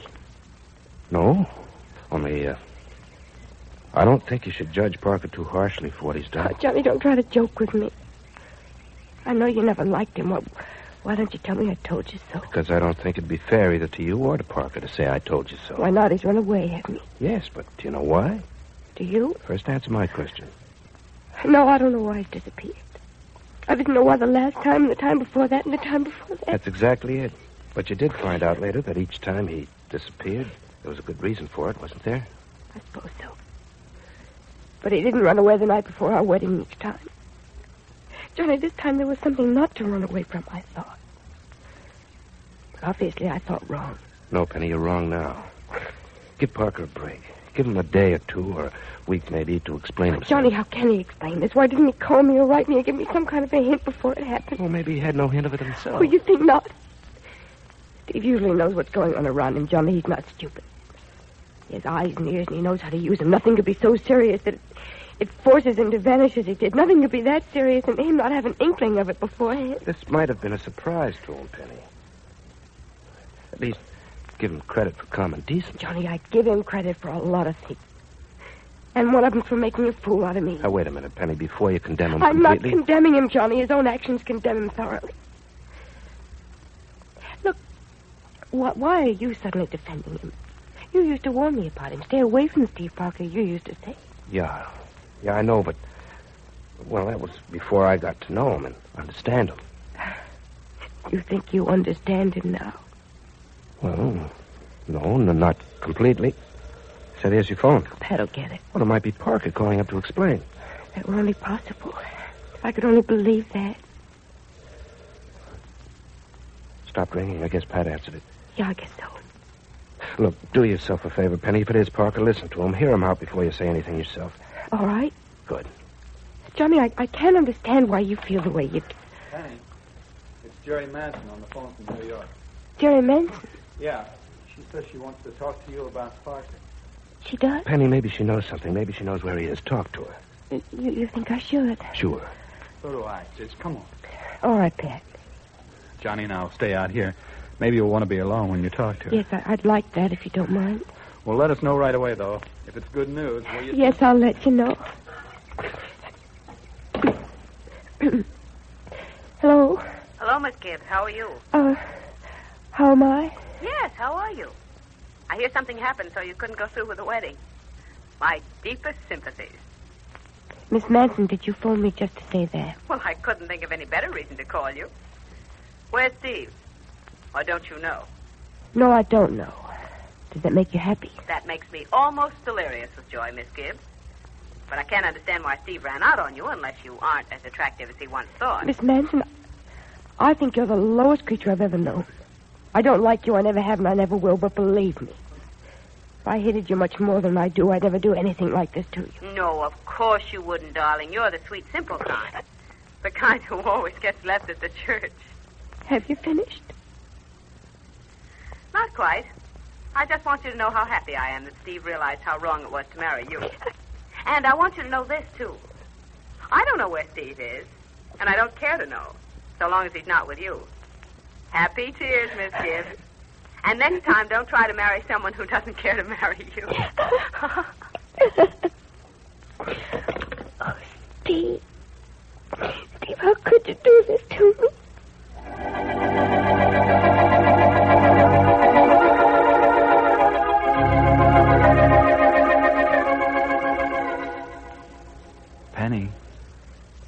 Penny.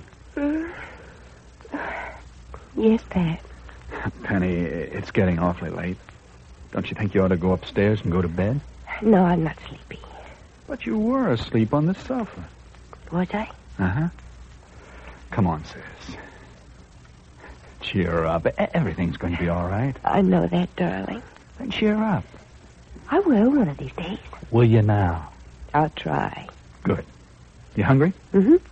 Want to go for a walk, too? No, I guess not. Well, come on, let's do something. Just moping won't make you feel better. I know. I'm trying to snap out of it, but I can't. Listen. Music make you feel better? I call that one-finger piano of mine music. I don't know if music can help or not. Well, see if it does. Try singing. No, but I can't. It's too big a lump in my throat. Well, would you play the piano if I did the singing? I don't know. Well, come on over and try. Oh, Pat, it's late. Never too late for a song. Now, come on. Let's have an introduction. All right, I'll try. Say, this is going to be great. Just listen. Who's sorry now? Who's sorry now? Whose heart is aching for breaking each vow? Who's sad and blue?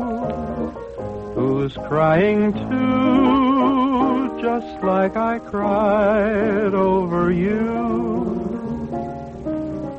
Right to the end, just like a friend, I tried to warn you somehow. You had your way, now you must pay. I'm glad that you're sorry now. There. Didn't that make you feel better? Pat, I'm sorry. Thanks for making an effort, but there's so many tears inside of me, all I want to do is cry.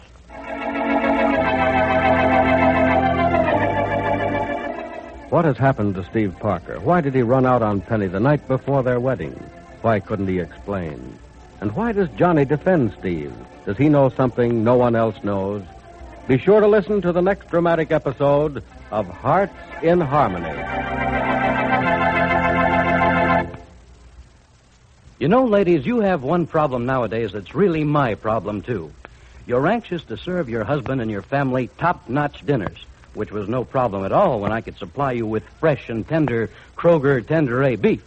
However, now that our world-famous Kroger Tenderay steaks and roasts are so scarce, let me recommend something else I'm sure will please the family. My advice is, serve our Kroger Selected Seafoods.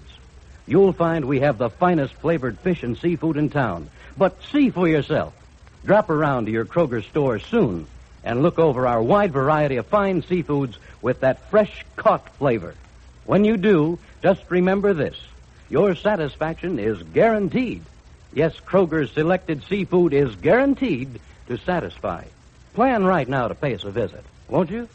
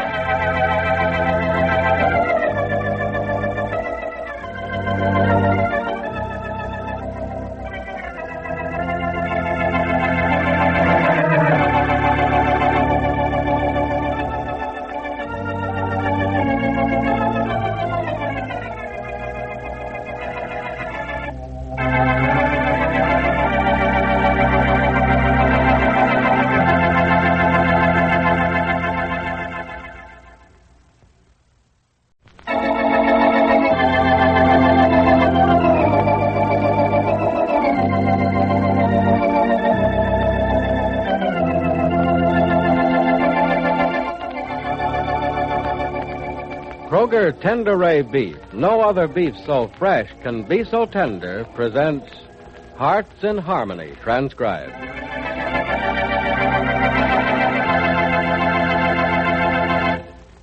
You know, ladies, it's really a mighty wonderful thing to know that you can always depend on Kroger Tenderay Beef to be fresh and tender and juicy.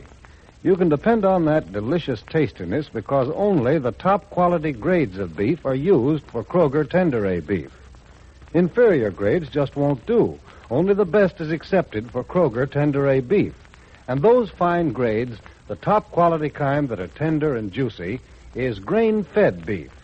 Right now, of course, real grain-fed beef is hard to get. Your newspapers and radio have told you why. Clear around this planet of ours, people are starving, and grain is needed to save their lives. So there you have the reason why you can't get Kroger Tenderay beef when you ask for it at your Kroger store these days. Well, just remember, though, Kroger Tenderay beef is so world famous because no other beef so fresh can be so tender. And keep this in mind, too. Until the day you can buy Kroger Tenderay beef again, Kroger will always bring you the very best beef on the market whenever it is available. Thank you, sir. Thank you very much. And now, Hearts in Harmony.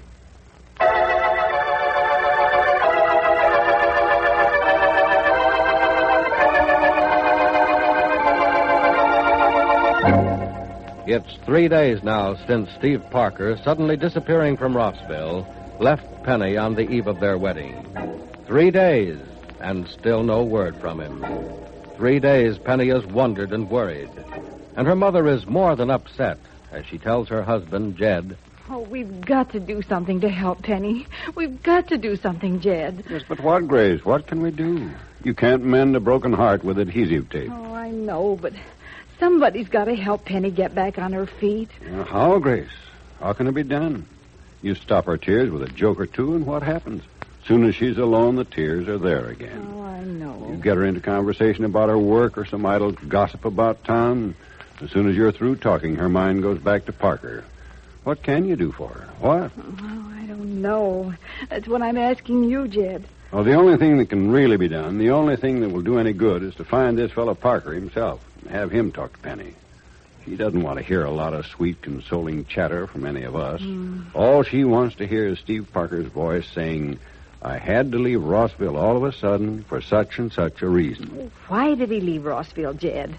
Do you know? You think I'd be sitting here worrying about how to help Penny if I knew why Parker'd run out on her? No, sir. I'd tell her why, even if it was the cruelest thing I'd ever done. Oh, it wouldn't be cruel, Jed. I think it's not knowing the reason that's upset Penny as much as anything else. Oh, of course it is. Oh, he didn't stop loving her. She'd have sensed it. He'd have sensed it and told her so. No, sir, Jed, if he left Rossville all of a sudden, it was because he was forced to leave Rossville all of a sudden. Yes, I guess so. But what forced him? That's what I'd like to know. That's what we'd all like to know. That's what Penny wants to know, too. But I'm afraid Steve Parker himself is the only one who could tell her. Nobody knows where he is.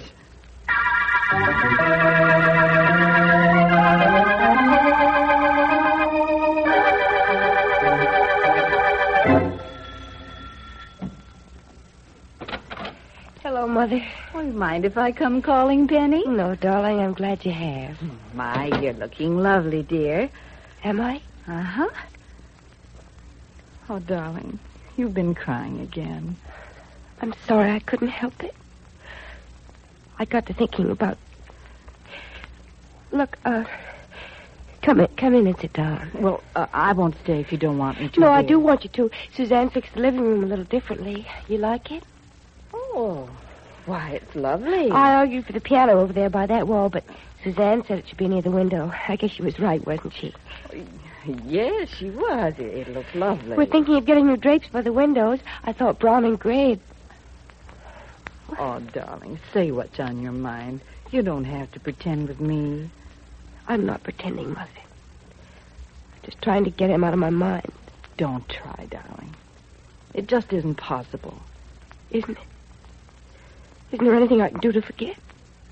Can't I go to sleep and stay asleep so long I'll have forgotten when I wake up?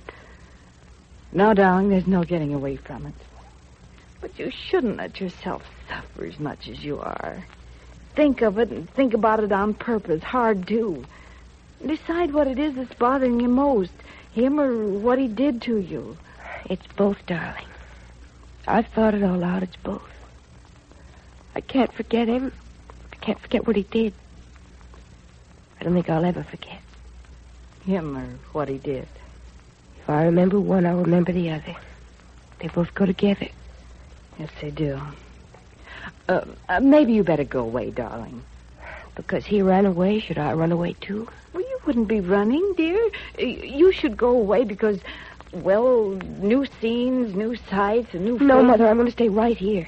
And I'm going to wait till I hear from Steve and get some explanation. You think you'll get one, don't you? I don't know. Well, I think you will. And a good one, too, dear. That's why it can't do you any harm to go away. If he comes back and finds you gone, he'll go after you wherever you are. No, I don't think so. I don't think I'll ever see him again or hear from him. Oh. When I say I will, I'm only kidding myself. Darling, believe me, you'll hear from him. He'll explain everything that's happened, just as he explained the things that happened before, things that seem strange and beyond understanding. But you understood his strange ways enough to fall in love with him and plan to marry him. Why can't you believe that he'll come back to you and explain again? Because I feel it's different this time. There was more at stake this time. What could have happened to him? What could have been more important than the evening before our wedding he had to leave town? And not just leave town, but leave without a word of explanation. Without even trying to explain the next day or the next. I haven't had a word from him. I don't expect I will. Oh, he really must hate me to treat me this way. Darling, I can't blame you for the way you feel. It must just seem impossible to you that things such as this can happen between two people who love each other as you and he do. But fate's a funny thing, Penny. It brings bad luck to people who don't seem to deserve bad luck. It gives it little twists at the oddest times. But in the long run, fate is very honest and very fair. It makes things happen for a reason. Just as fate may be taking a hand in your life right now, Penny, to hurt you slightly now and save you a greater hurt later on. I wish I could believe that. Try to believe it, dear, because it's worth believing. It's true, I know it. How many times have you heard people say, everything happens for the best? Oh, that's just taking the easy way out of things, isn't it? No, I think that's facing it, Penny. And believe me, it's turned out to be the truth more often than not. Well, I knew a young girl once who wanted to be a professional dancer. She was good, too. And everybody was sure she was going to be a terrific success. Then she became ill. She was cured, but the doctor said she'd never dance again. But she did? No, she hasn't danced a step in the last 25 years. But she did something else. Something she didn't know she could do until she was forced to give up dancing. She wrote books. Good books, too. You know who she is? No, who? Madeline Blaine. Madeline Blaine? Yes, Penny. When I knew her almost 30 years ago, she thought her life had been ruined. It was a tragedy that she would never again be able to dance. But if she'd gone on to become a dancer, she might never have attained the fame she has as a writer. Now, there, Penny. There was a tragedy with a reason. A good reason. Well, that's strange. I always thought that Madeline Blaine's life was nothing but success from the very start. Madeline Blaine's success grew out of a tragedy that, at the time, seemed to be the end of life for her. In another way, Penny, what's happened to you is a tragedy, too, but I'm sure that in a little while, a few weeks or months, or maybe not until several years have passed, you'll find that this was the best thing that ever happened to you. I hope you're right, Mother. You usually are, so I hope you're right this time, too. But I'd still like... No, dear. Well... Hello? Grace here? Hello, Jake. Come in. Oh, Jed, are you through at the office already? Yes, and we've got to get downtown for that meeting or we'll be late. You want to come along with us, Penny? No, thanks, Jed. Not today. Oh, do you good. I don't feel like seeing people. You understand, don't you? Oh, yes, of course I do. Kind of stupid of me to ask. Oh, say, who's that? You expecting someone, Penny? No, I'm not. Mother, look through the curtain at the window and see who's there. I was just about to do that. Who is it, Grace? What? I don't know. I've never seen him before. He's a tall, dark, rather handsome young man. Here, let me see. You can peek. He's not looking this way. Do you know him? Oh, it's Professor Rogers, Mother. Tell him I can't see him. All the people in town, that's the one person I don't want to see right now. But Penny, what'll I tell him? Anything. I'll be upstairs, but tell him I'm not in. Oh, all right. Oh, dear. Jed, you'd better help me. I don't know what I can do, but say that Penny just isn't here. Oh, my, he's an insistent young man. A tall, dark young fellow, wonder why Penny doesn't want to see him. Yes? Good afternoon, Miss Gibbs in? Why, no, she's not. She's not? That's strange. She's nowhere else in town. At least, nobody's seen her, so I thought she'd almost have to be at home. Well, the truth is, young man, she is home, but she doesn't want to see anybody. Oh, I see. Well, will you tell her that Stuart Rogers was here to see her? Why, yes, of course. I'm Penny's mother. Anything I can do for you? Oh, you're Miss Gibbs' mother. Mhm. I'm glad to know you. Thank you. But, well, no, you can't help me exactly. Well, if it's only not exactly, young fella, maybe we can do something. Come on in. Oh, no, thanks, Mr. Billings. I'm Penny's stepfather. Oh, yes, I should have realized that. Well, tell Miss Gibbs I was here, will you, and that, well, I'll call again. Well, yes, of course. But if this is really very... Important? Yes, it is to me, and maybe a little bit to Miss Gibbs, too. I guess I could tell you what I came about, but wouldn't be right if I, Well, what? Nothing, Mr. Billings, nothing at all. Just tell Miss Gibbs I called, will you? Sorry I bothered you. Goodbye.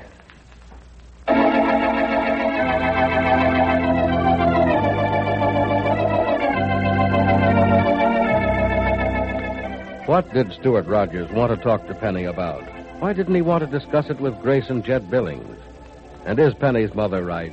Will what seems like a tragedy now later prove to be a blessing in disguise? What has happened to Steve Parker? Be sure to listen to the next dramatic episode of Hearts in Harmony. Ladies, it was a long time ago that folks discovered Kroger Tenderay beef is always both fresh and tender and so delicious. Nowadays, another discovery is being made. Now that our world-famous Kroger Tenderay steaks and roasts are so scarce, now that we're all searching for something else to give us fine meals, more and more people are discovering our amazingly wonderful selection of Kroger seafoods. Now, for my part, I can say without hesitation that we have the finest flavored fish and seafood you'll find in town. And you know why? Because our Kroger seafood with that fresh-caught flavor is rushed right to the store by Kroger's own special rush delivery system. All that speed and efficiency does this for you. It protects the flavor of Kroger seafood. The firm white flesh is preserved for your enjoyment. When you buy Kroger's selected seafood, your satisfaction is guaranteed. Get some real soon, won't you?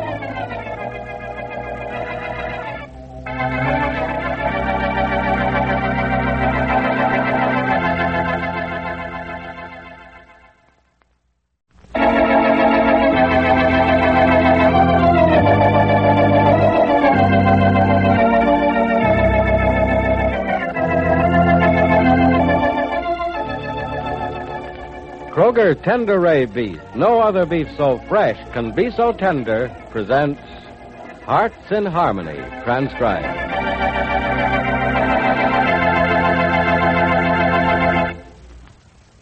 Friends, I'd like to take just a moment to explain something that may have troubled you. The reason behind the scarcity of Kroger Tenderay beef. Of course, only the top quality grades are used for Kroger Tenderay. I'm sure you already know that, for Tenderay is always fresh and tender and juicy. But something you may not know is that beef like that, real top-quality beef, is grain-fed. Now, real grain-fed beef is extremely scarce these days because every available ounce of that good grain is needed to feed millions of starving people the world over. When those people no longer face famine, then the farmers will once more use that grain for cattle feeding. So, for the time being, you won't be able to get those juicy, fresh, and tender Kroger Tenderay steaks and roasts.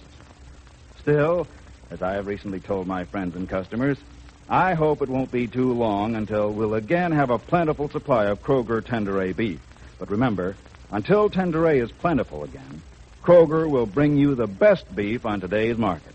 Thank you, sir. Thank you very much indeed.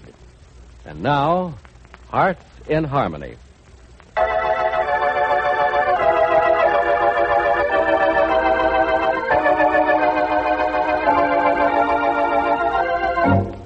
Penny Gibbs has faced many upsets and disappointments in her young life, but none so tragic as being deserted by Steve Parker on the eve of their wedding. And now, almost a week later, Penny is more bewildered than shocked. She asks Suzanne, "Oh, Suzanne, why did Steve do it? What made him leave without a word of explanation? Why hadn't I heard from him since?" There must be an answer to all those questions, Penny, but I don't know any of them. Men do things strangely sometimes. But if we women are patient, soon they come back to us with reasons for what they have done. Yeah, men do strange things sometimes. And women are forgiving sometimes. All the time, Penny. I suppose I'll be no exception. But you'd like to be, though. I've been hurt so deeply I can feel the hurt just as if a knife were sticking in me. Suzanne, I'd be a fool to forgive Steve for what he's done, but if I could just see him standing in front of me now, I know I'd forgive him. I'd forgive him completely, without question. And I'd be a fool to do it, wouldn't I? No, Penny, you would not be a fool. You would be a woman in love. I'm beginning to think being a fool and a woman in love are one and the same. Suzanne, this wouldn't have happened to me if I hadn't fallen in love with Steve. Or if he had not fallen in love with you. Imagine how he must feel. Perhaps even worse than you do, because this is all his fault. But is it his fault? That's what I want to know. Could he have kept this from happening? No, Penny, I don't think so. Or he would not have let it happen. I'm sure he's very much in love with you. Perhaps more now than ever before. Because surely he must know that what he has done may cause him to lose you. Suzanne, you're just like the others. Mother, Jed, Pat, Johnny. All trying to console me. But deep down in your heart, you know the truth of what's happened. Steve just suddenly didn't want to marry me. Oh, now why do you say that? Because it's the only thing he couldn't explain to me. He couldn't face me and say on the very night before our wedding that he couldn't marry me. Suzanne, anything else he could have explained or should have if he cared about me. You don't know for sure. No, I don't. I only know what I'd have done in the same position. I'd have gone to Steve and said the wedding had to be postponed or put off indefinitely until I worked myself out of some difficulty. That's the way you treat someone you love. Look, you better go see who's at the door, Suzanne. If it's Professor Rogers, tell him I'm not here. Professor Rogers? Why do you mention him? He was here yesterday wanting to see me. Oh. I don't want to see him. Tell him, will you? Yes, of course. Yes? Hello, Suzanne. Penny in? Oh, Johnny. Yes, come in. Thank you. My, but you're looking well. Oh, don't let the sunburn fool you. How's Penny today? Oh, not so well. But she's not moping now. The shock seems to have worn off a little. Good. Think maybe she'll see me? I don't know, Johnny. I'll ask. Penny? Yes, Suzanne. It's Johnny Keith. Will you see him? Johnny. Oh, yes. Come in, Johnny. Right away, Penny. Thanks, Suzanne. Thank you for coming to see her, Johnny. Perhaps it will help. Cheer her up, will you? Do my best. Try to get her to sing a song. Singing often helps. Good idea. I'll see what I can do. Johnny, what are you doing out there? Wish me luck, Suzanne. I do. Johnny. Come in, Penny. I was just plotting with Suzanne a little bit. Plotting with Suzanne? What about? Oh, nothing that would interest you. Hey, you look great. Yeah, I bet. Look, Penny, I'll get right to the point and not kid around at all. In a sort of negative way, I think I know what happened to Parker. What, Johnny? Oh, now, wait a minute, Penny. Don't get your hopes up. I haven't found him. I haven't even found a trace of him. But I have found out where he's not. And if it makes you feel any better about what happened to him the night before the wedding, I'll tell you this. He's in trouble of some kind. Trouble? Oh, why do you think so?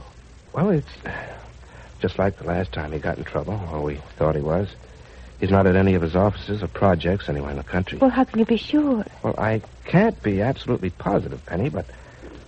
Well, I don't think every man in the Parker Enterprises from coast to coast is going to lie to me. Not a man that I talk to at any of his offices knows where he is.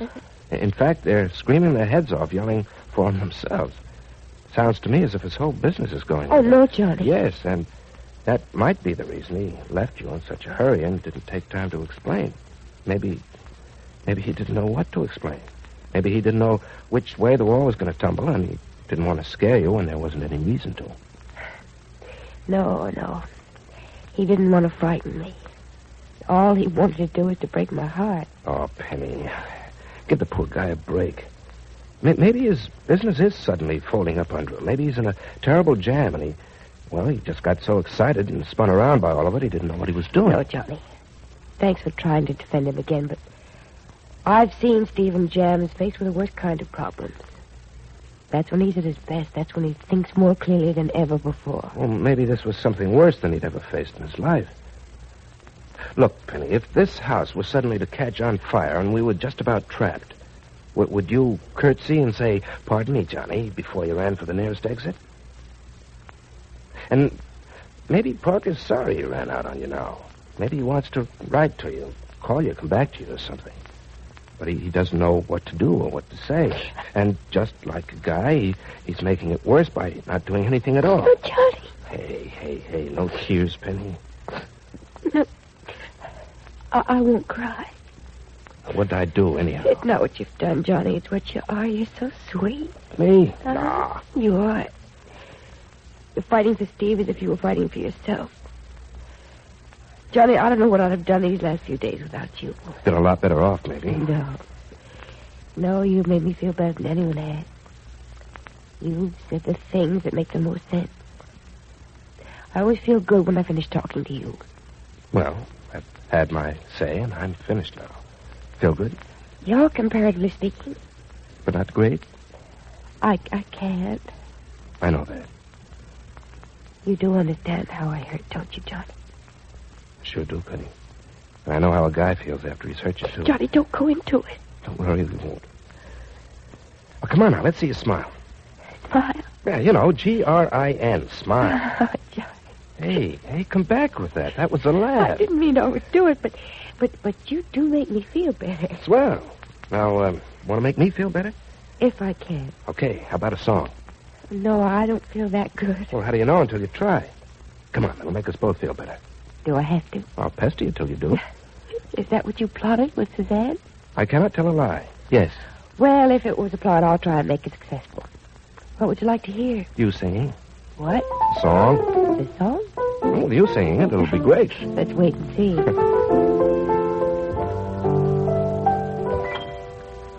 Where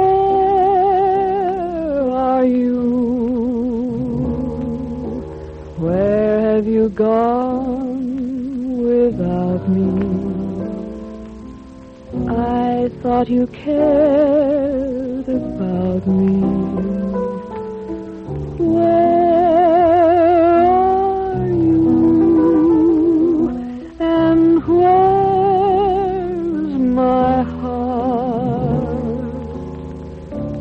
Where is the dream we started? I can't believe we're parted. Where are you?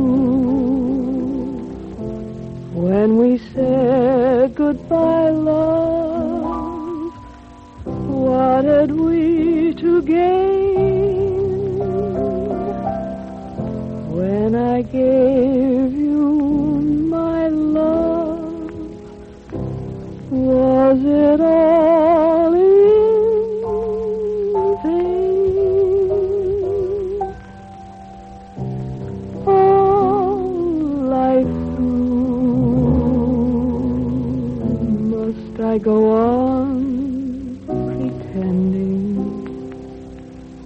Where is my hat? Penny, please. Let me see who's at the doorway. Sure. Professor Rogers, tell him I'm sorry, but I can't see. Okay. Oh. Hi, Professor. Oh, Johnny, hello. Miss Gibbs in? Yeah, she is, Stewart. I guess you heard her singing a few minutes ago. Oh, wait a minute. I'll close the door. We can talk out here on the porch. There. Now then, what's the trouble, Stewart? Oh, it's not trouble, Johnny. It's, well, almost a personal matter, and then it isn't a personal matter. Well, I'd like to talk to Miss Gibbs. I see. Well, look, Stuart, maybe if you'd give me a hint of what this is all about, I could talk to Penny into seeing you. Or can it wait till she feels like seeing you on her own? Well, it can wait, I suppose, but I don't like the idea of it waiting.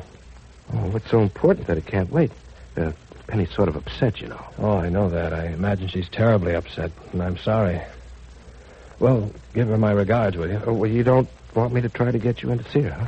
Well, no, not if I have to tell you why I want to see her, Johnny. And it's not that I'm trying to be secretive or anything, keep anything from you like that you should know. It's just that, well, it's only fair that I tell Penny what's on my mind before I tell you or anybody else. And if you can't tell Penny? Well, then I won't tell anyone. I won't have to. The truth will come out by itself. And Miss Gibbs will be in for another unhappy shock.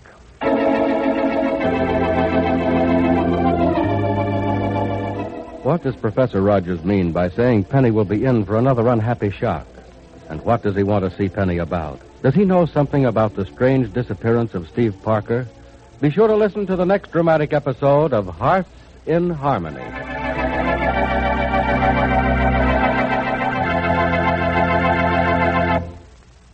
Friends, it'll certainly be a happy day for all of us when you can walk into your Kroger store and get plenty of Kroger Tender-A beef again. But in the meantime, while Tender-A is scarce, you still want to serve meals that will please your entire family. So here's a little tip. Visit your Kroger store and look over our wonderful selection of seafoods. We're offering you the finest flavored fish and seafood you'll find in town. And there's a reason. It's because our seafood, with that fresh-caught flavor, is rushed right to the store by Kroger's own special rush delivery system. Thus, you see, the flavor is naturally protected. The firm white flesh is preserved for your enjoyment. In fact, when you buy Kroger selected seafood, your satisfaction is guaranteed. Plan to get some real soon, won't you?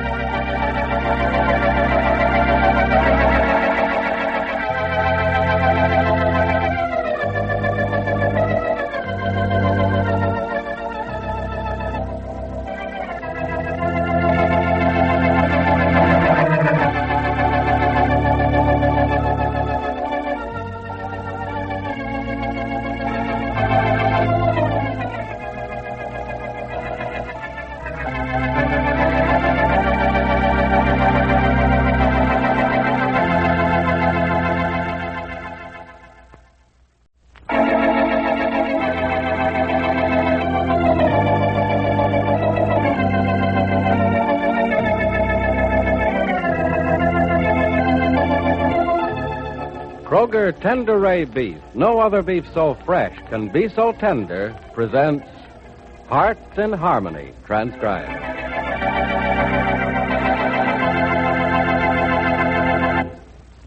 Ladies, when you have friends in for dinner, you want to serve the very best meal possible.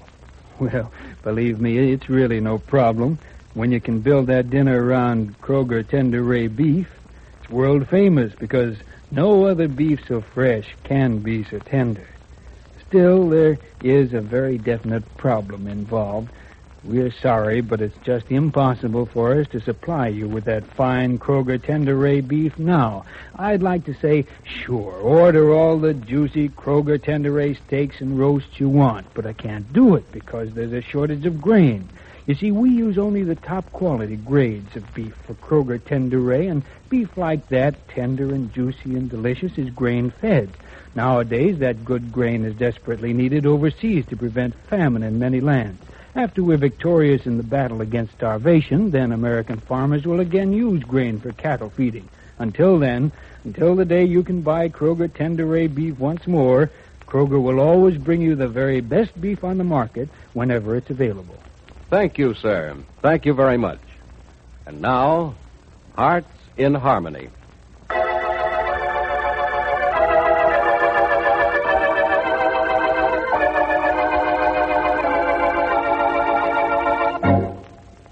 The strange Professor Rogers has been more strange than ever since the disappearance of Steve Parker the night before his scheduled marriage to Penny Gibbs.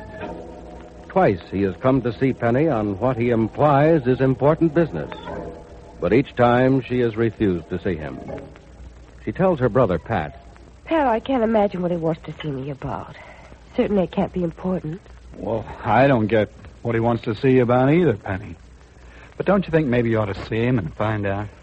I'm kind of afraid to. I'm afraid what it is. What do you mean, what it is? I mean that... Well, you know how he's always enjoyed teasing me about trying to be an important person, which you know I'm not trying to be. Heck no, you're not trying. You are. I'm not even that, darling, but Professor Rogers has an idea that I think I am important, and... Well, you know how he's always taken every opportunity he could to ridicule me. I just think that's what this is about, too. The professor wants to ridicule you? Nonsense. No, it isn't, Pat. This would be the greatest opportunity of his life. I can just hear him say, "Well, Miss Gibbs, well, important and successful Miss Gibbs, how does it feel to be tossed aside by a man?" Oh, no, Penny, you've got the professor mixed up with somebody else. That doesn't sound like Stuart Rogers at all. No, but you've heard the way he's talked to me sometimes besides. What could he possibly want to see me about that... Has anything to do with Parker? Yeah. After all, that's all I'm interested in. That's all I care about. That I want to know what's happened to Steve and where he is and what he's doing and why I haven't heard from him. Oh, now don't worry, sis. Everything's going to be okay before long. And if anything happens today, let me know, will you? Don't hold your breath till something happens, Pat. I just know I've seen and heard from Steve for the last time for a long time to come. I just know it.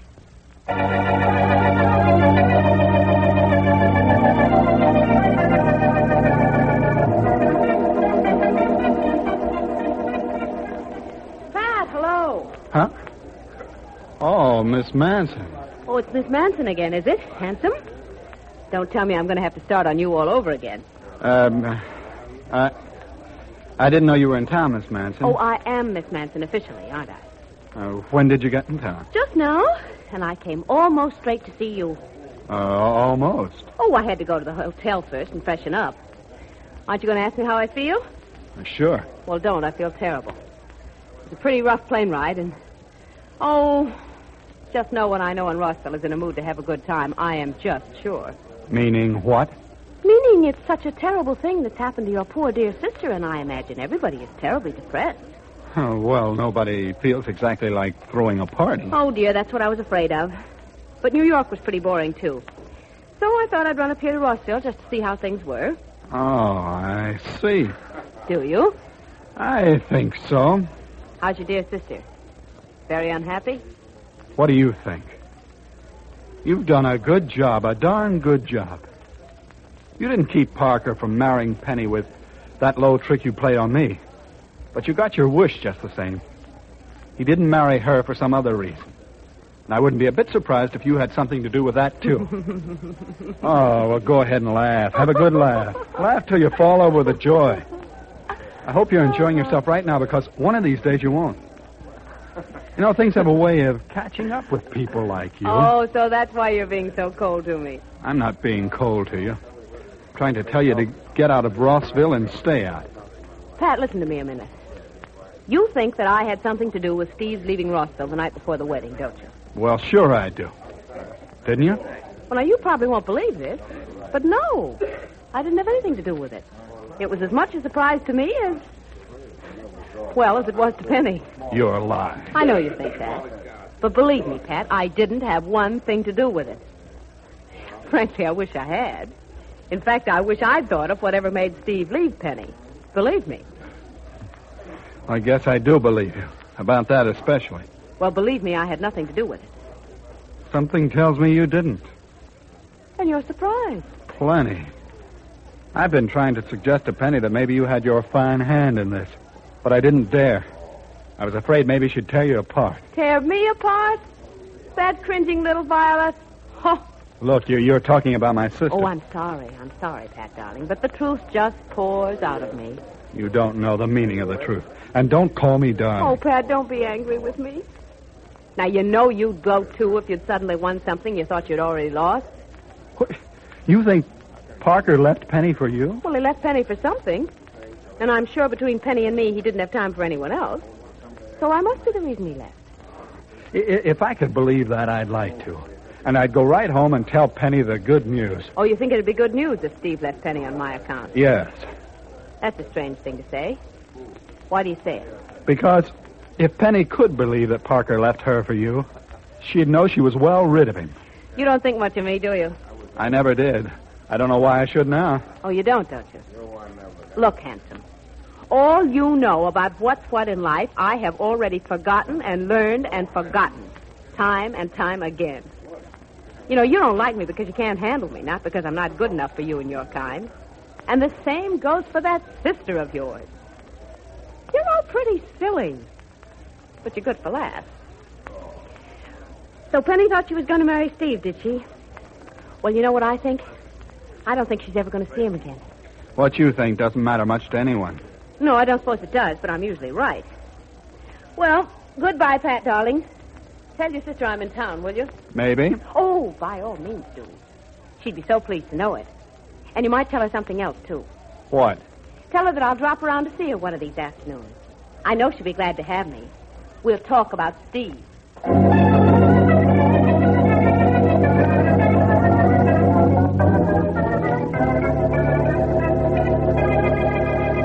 Oh, Pat, she had her nerve to talk to you like that in the bank. Yeah, Penny. And it was pretty bad. Almost everybody in the place was staring when she left. Darling, I'm sorry. Don't be sorry. There was a good side to it, at least. A good side? Yeah. You found out Jerry Manson had nothing to do with Steve's leaving. I never believed she had anything to do with it. I'm sure Steve wouldn't have left for that reason. Nope, I'm just about convinced it was something bigger, but I'm driving myself almost insane trying to figure what it was. Don't try to figure it out. Wait till... Oh, there's the door. I'll get it. Look, Pat, if it's... I know. If it's Rogers, you don't want to see him. No, not this evening. Hi, Pat. Oh, hiya, Johnny. Come in. Your sister home? Sure, she's in the living room. Go on in. Thanks. Say, Penny, I'm going out on the porch and fix that light behind the house numbers. Excuse me. Yeah, sure, Pat. Be careful. Don't give yourself a shock. Oh, can be shot myself. Why, I'm a genius electrician. Just hope I don't blow the house up. Never have known that brother of yours to be serious for more than 10 minutes at a time, Penny. How does he do it? I don't know. He's wonderful. And, speaking of wonderful things, Penny, how are you this evening? All right. Anything I can do for you? Nope. Any word yet? No, not a word, Johnny. Not even a sign of a word. Can't understand it. It's not like a guy to do that unless something awful's happened. Let's not talk about it. Well, it's all you think about, isn't it? Yeah? Well, then you're wrong not to talk about it, too, Penny. Doesn't do any good to keep things pent up inside you. Only makes the hurt much more painful, the problem worse, the trouble's bigger one. I know. I just don't want to talk about him or about it right now. Johnny, I'm just about all talked out. I've used up all the words and the thoughts. There aren't any more. The same old ones over and over and over again. But with maybe new hopes if you go over them once more. Better wait, Johnny, for a week.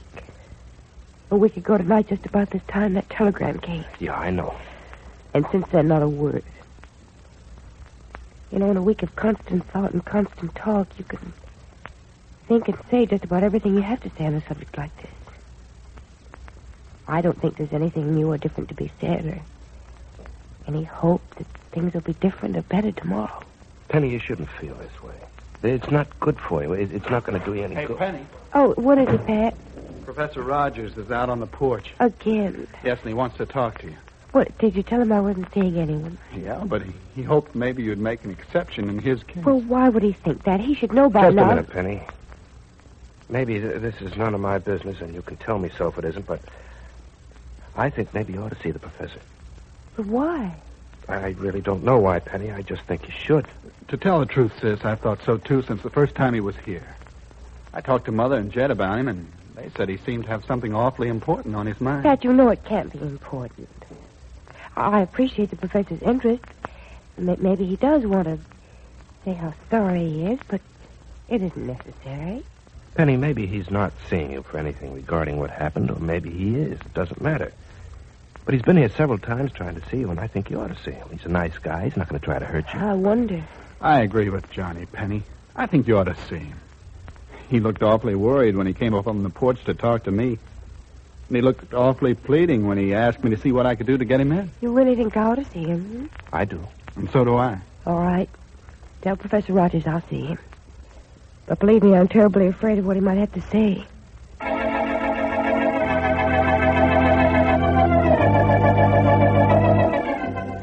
What is Professor Rogers going to say to Penny?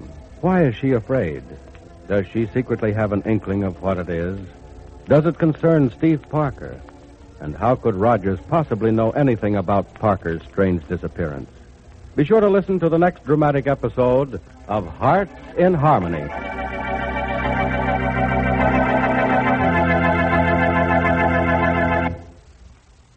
Friends, you may remember that many years ago some wise man said that experience is the best teacher of all. In other words, very often we have to learn things the hard way through the trial and error method. Well, if you gave Kroger Tenderay beef a trial when it was available, you can readily understand why it's world famous. No other beef so fresh can be so tender. You won't make an error either when you buy and try Kroger's selected seafood. Your satisfaction is guaranteed. Visit your Kroger store and look over our wonderful selection of seafoods. We're offering you the finest flavored fish and seafood you'll find in town. The finest because it's fresh caught, fast frosted, and rushed right to the store by Kroger's own special rush delivery system. Flavor is thus naturally protected. The firm white flesh preserved for your enjoyment. Remember, when you buy Kroger selected seafood, your satisfaction is guaranteed. Get some real soon.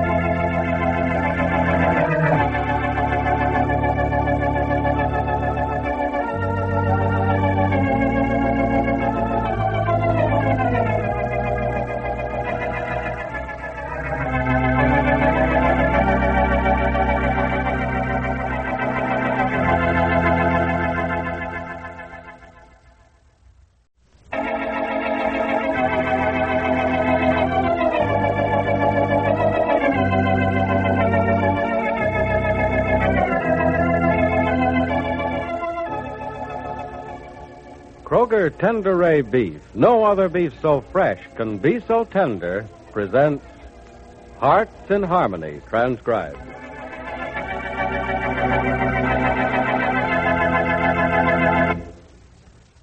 You know, ladies, it seems to be sort of a universal habit for wives to ask their husbands to suggest a menu on special occasions.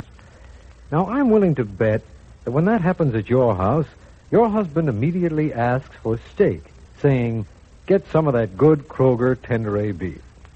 Yes, he remembers that our Kroger Tenderay beef is always delicious, fresh-tasting, and juicy tender. Kroger Tenderay beef is always tender and juicy because only top-quality grades of beef are used for Kroger Tenderay. And beef like that is grain-fed. When cattle are fed grain, the result is top-quality beef, the kind that's always used for Kroger Tenderay. But grain is very scarce nowadays, so we're unable to get the top-quality grades.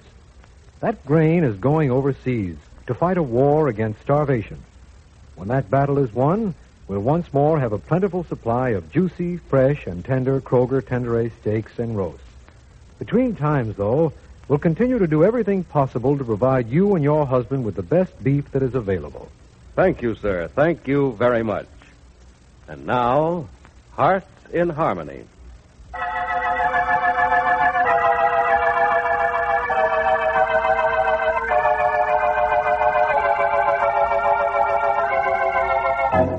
Since Steve Parker's sudden and mysterious disappearance, Penny has not had one word from him.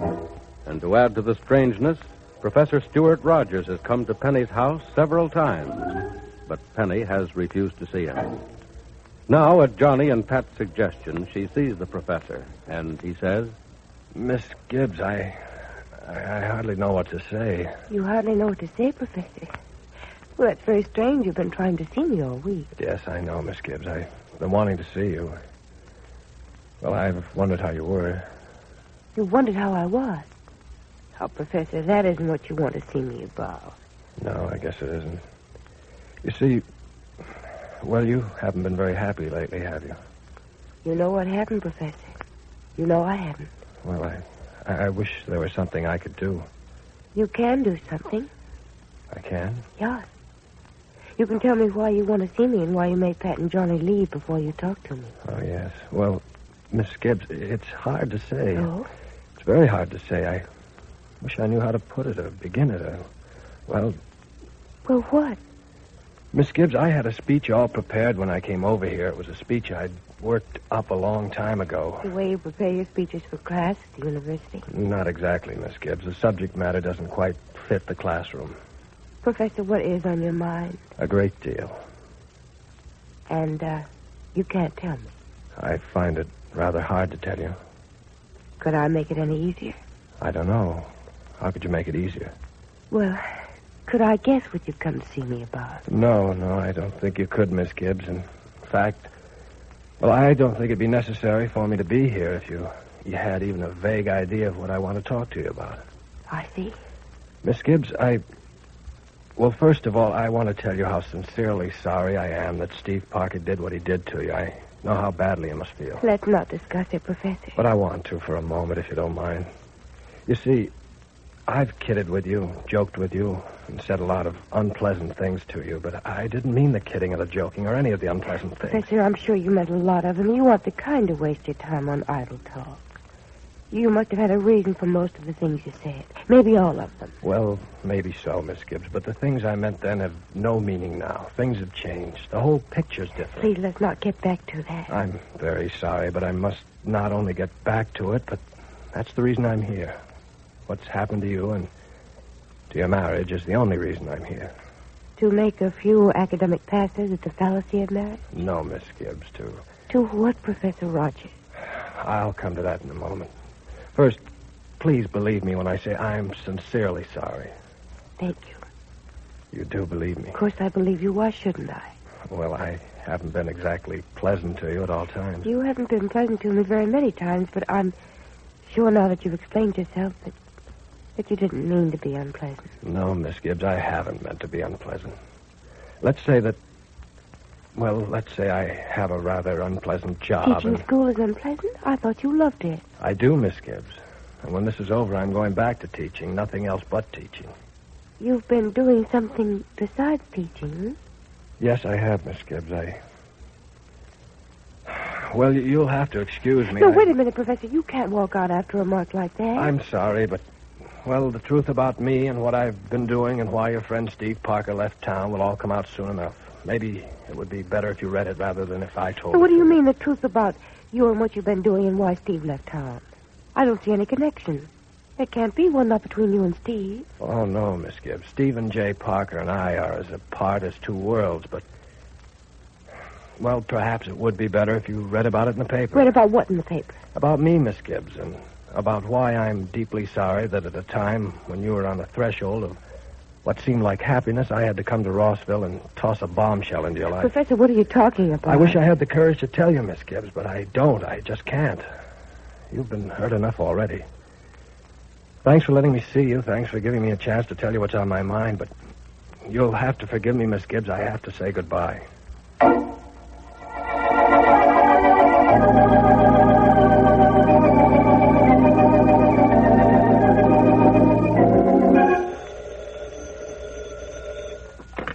Hello? Hello, Johnny. Yeah. Johnny, this is Penny. Oh, yes, Penny.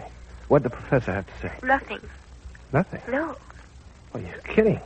After trying to see you all week, he doesn't have anything to say? I can't believe it. Well, he had something to say, Johnny. The thing is, he won't say it. I must scare him or something. He just won't tell me what he wants to tell me. Well, you have an idea of what it is. No, not really, Johnny, but I have a strong suspicion that he knows a lot more about Steve's disappearance than any of us. What? I know that's surprising, Johnny, but I think it's true. But what would the professor know about Parker? I don't know, but he seems to know something. I don't believe it. Well, I can hardly believe it either, but I'm sure he knows something, Johnny. Look, will you do me a favor? You know I will. What do you want me to do? Call Professor Rogers and find out what this is all about, will you? Call him? No, I'll do better than that. I'll go see him. Well, I don't want to impose on you. You're not imposing on me, Penny. If Rogers knows why Parker's gone and maybe where he is, I want to know, too. You'll hear from me in a little while. Thank you, Johnny. Thank you so much. Skip it. Now keep your fingers crossed, will you? This may be a turning point in your life. I've always suspected that Stewart was smarter than even that title of professor makes him. I've always thought he knew more than you learn in books, and now I'm going to find out. Goodbye. Bye, Johnny. Good luck.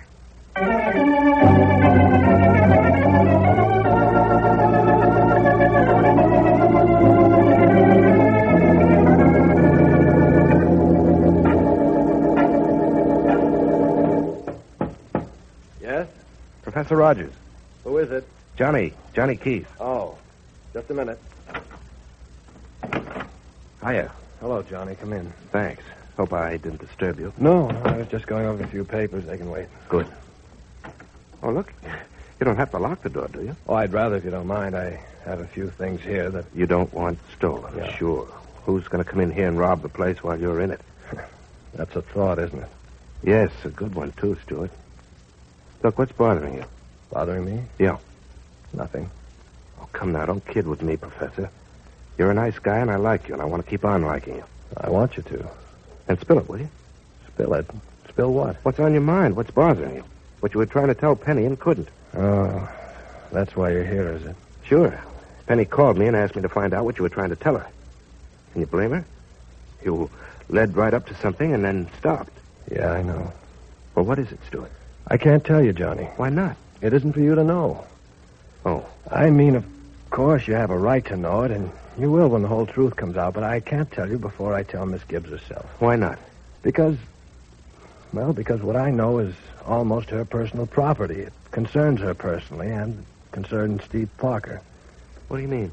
If I told you what I meant, Johnny, I'd be telling you the whole thing, and I can't do that. If I tell anyone at all, I'll tell Miss Gibbs herself. Well, you had a chance to earlier today. Why didn't you tell her then? Frankly, I didn't have the nerve. Will you ever have the nerve? I don't know. You're not a weak sister, Stewart. Why act like one? I know. I don't blame you if you think I'm all kinds of a fool, but this is something I've never been up against. Just telling Penny something you think she ought to know? Yes.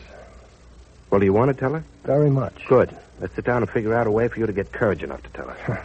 You think we can sit down and do that? Why not? Every big decision in the world is made by a bunch of guys sitting down. So let's see what we can do.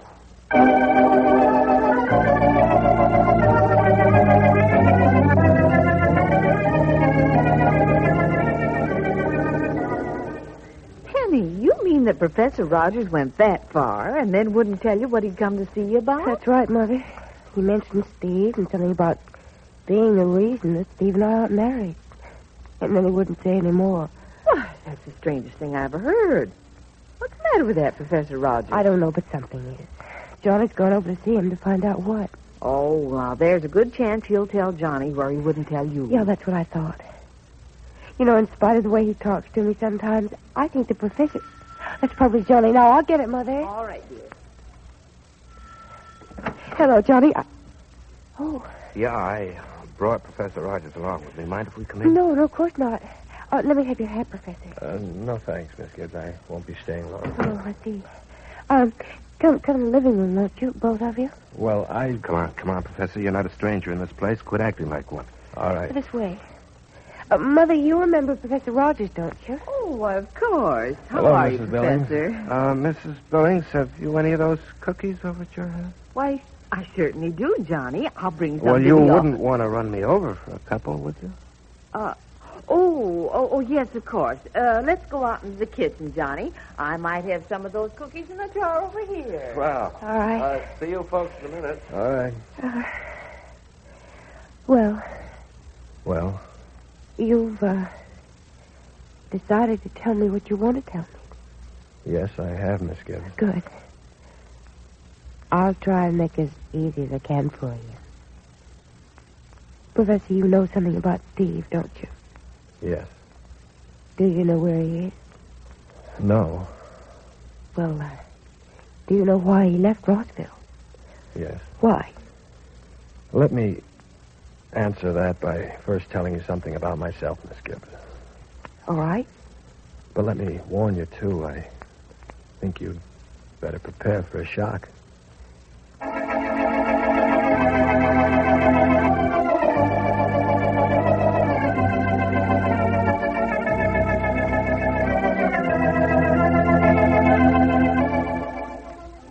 What is the shock? What is Professor Rogers going to say?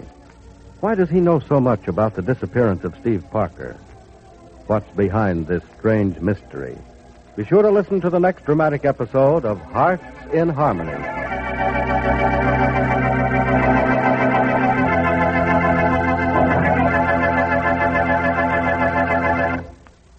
Ladies, why put it off any longer? Now that our world-famous fresh and tender Kroger Tender-A beef is so scarce, you've been planning to try Kroger's selected seafood. Why not buy and try some right away? Once you do, you and your family will instantly agree that we have the finest flavored fish and seafood in town. At the very next opportunity, drop in at your Kroger store and look over our wonderful selection of seafoods. You'll notice that the flesh is firm and white. All the flavor is protected and preserved for you. And here's how it's done. Our seafood is fresh caught. Yes, fresh caught, fast frosted, and then rushed right to our Kroger stores by Kroger's own special rush delivery system. We're anxious to give you the best, the finest in seafood. In fact, Kroger guarantees satisfaction. So plan to get some real soon, won't you?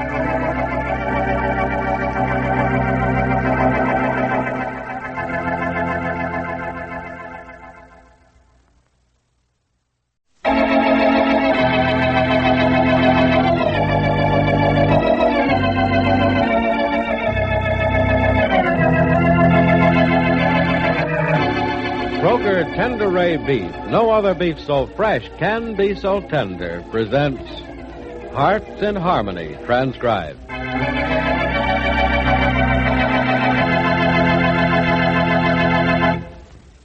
Ladies, I'm often reminded these days of a certain nursery rhyme.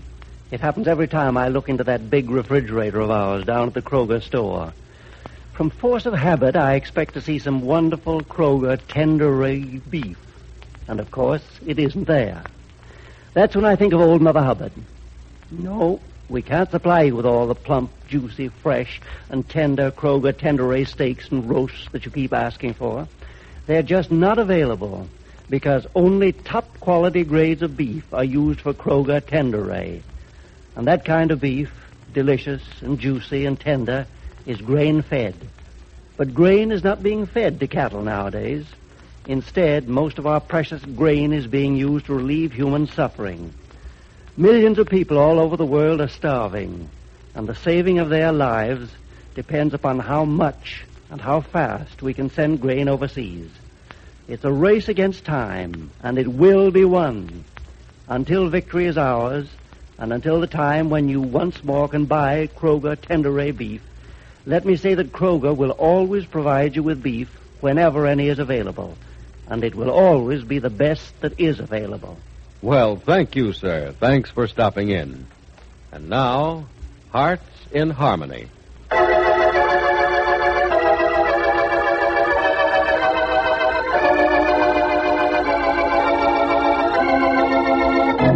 After first not being able to see Penny, and then, after seeing her, not having the nerve to talk to her, Professor Stuart Rogers has at last decided to tell Penny what's on his mind.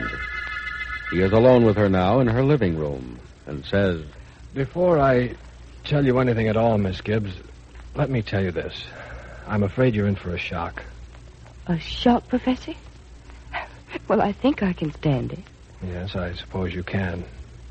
But I thought it was only fair to warn you in advance. You've been through a lot these last few days, and I'd hate to think I was adding to your difficulties. I'm sure you're not. I hope not. Frankly, I want to tell you all this because, well, it might clear up matters for you.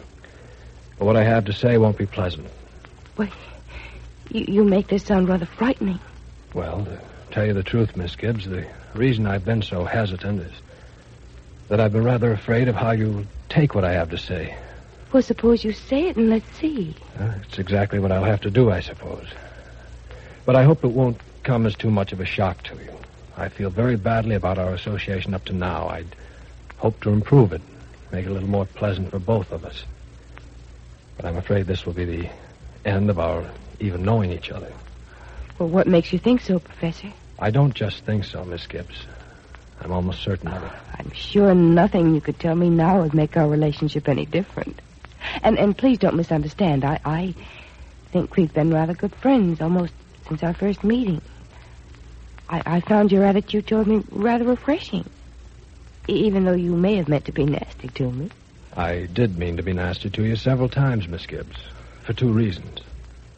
One, I frankly thought you were getting far too big an impression of your own importance. But secondly, and most important of all, I didn't want to like you, and I didn't want you to like me.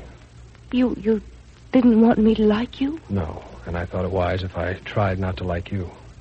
Why? Why? Because of the reason I came to Rossville. Well, you came to Rossville to teach at the university, didn't you?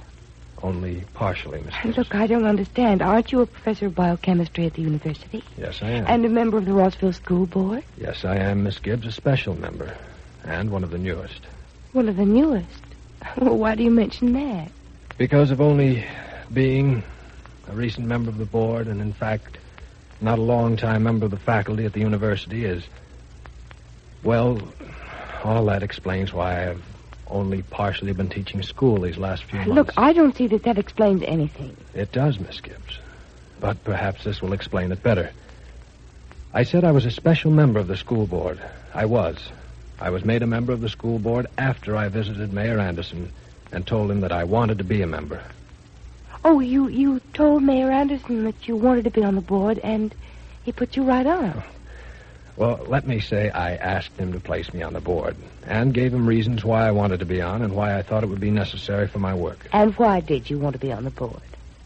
I warned you that you'd be in for a shock, Miss Gibbs. I asked to be made a member of the school board because I wanted to meet you. You wanted to meet me? Exactly.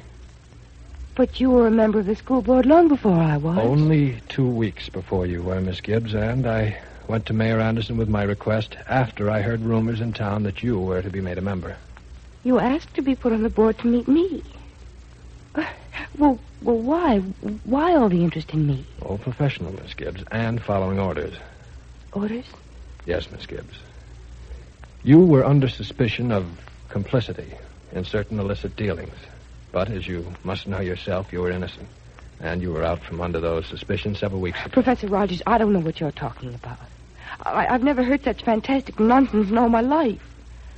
What do you mean I was under suspicion? And if I were, who are you to trail me around as if you were a detective or something? Miss Gibbs, forgive me for not telling you this before, but it was impossible to say a word, even to my best friend. You say I have no right to follow you around as if I were some sort of detective. Well, I am some sort of detective, Miss Gibbs. I'm a federal agent. Oh, no. My badge, Miss Gibbs. My credentials. It's safe for me to reveal my identity now. I just about have the man I was after. You said you just about have the man you're after. I thought you said a moment ago you were after me. No, only for complicity, Miss Gibbs. And we found no evidence against you anywhere. It was your fiancé, Steve Parker, I was after. Steve? Yes, Miss Gibbs. And my co-worker, Tobin, is pretty hot on his trail now. What's Steve done that the government's looking for him? I can't disclose the details, Miss Gibbs. But I hope for your sake that when we get to Parker, we find out that we're wrong. But we agents are seldom, if ever, wrong. Miss Gibbs, you'll help a lot if you know where Parker is and can tell me. I don't know where he is. All right, I won't press it. Believe me, Professor, or don't I call you Professor anymore? Oh, I'm a legitimate professor, Miss Gibbs, and strictly a professor after the close of this case. I'm sure you don't know where Parker is, Miss Gibbs. I most certainly don't. I know that, Miss Gibbs. Remember when your stepfather's books were to be investigated by a federal agent? Yes? Well, that was a dummy investigation, Miss Gibbs. We had no interest in Jed Billings' books. But I was certain Parker would hear of it, and if he were guilty, would run at the mere thought of an investigation. Well, he ran all right. I hope you're proud of yourself. No, Miss Gibbs, I'm not proud at all. It hasn't been that tough a job. Except as far as it's concerned you. Knowing you has made it a little more difficult. Because I like you. And I knew what I was going to do would hurt you, and I didn't want to hurt you any more than were necessary. Could you have thought of a more terrible thing to do to me? Yes, Miss Gibbs, I could have, and I did. But I chose the way I thought would hurt you least. I could have pulled the stunt that made Parker run after you married him. I chose to make him run before the wedding. You hate me for what I did to Parker, don't you? Well, there's an outside chance maybe you'll thank me someday.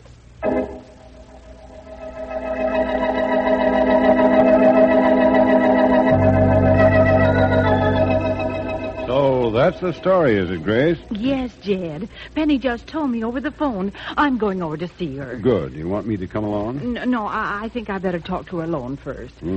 Professor Rogers was a federal agent, huh? Yes. And the federal agent he sent to your office to look at your books wasn't really looking for anything at all. It was just a trick, Penny says, to make Parker show his hand by running. Man, darn clever trick. But a sort of funny one. You'd think if the government wanted to nab him, they wouldn't give him a chance to run away. Well, I don't think Professor Rogers would have wanted him to run under normal circumstances. Actually, I think he made Mr. Parker leave town so Penny couldn't marry him. Oh, that's a nice thought, but I don't think Rogers is interested in who gets married and who doesn't. Not when he's working on a case. You forget something, Jed. Professor Rogers may be a federal agent, but first of all, he's a human being. We've got to be mighty grateful to this fellow Rogers. Why, Penny'd be married to Parker by now if Rogers hadn't done what he did and when he did it. Oh, I know. I get cold chills when I think about it. If Professor Rogers had acted just 24 hours later, he'd be looking for Penny's husband. Yeah. Oh, Jed, what an awful thought. Yes, Grace, but it's just a thought, not a reality. Too bad Parker's in trouble. He's a nice fella, and I wish him a lot of luck. But I say if he had to get in trouble, let's be thankful and bless our lucky stars that he got caught before Penny was all entangled with him. You always suspected something was wrong with Penny's marrying Mr. Parker, didn't you? Yes, I did, Grace. And you did, too, a little. Well... But it was just a feeling, a sort of hunch that something wasn't quite right about it. I never guessed it would be as wrong as all this. Shall I try to tell Penny it's the best thing that could have happened to her? It is the best thing that's happened to her in a long time. But I don't think you'll get very far trying to tell her so. Young people who have loved and lost can never see how they gained anything by losing.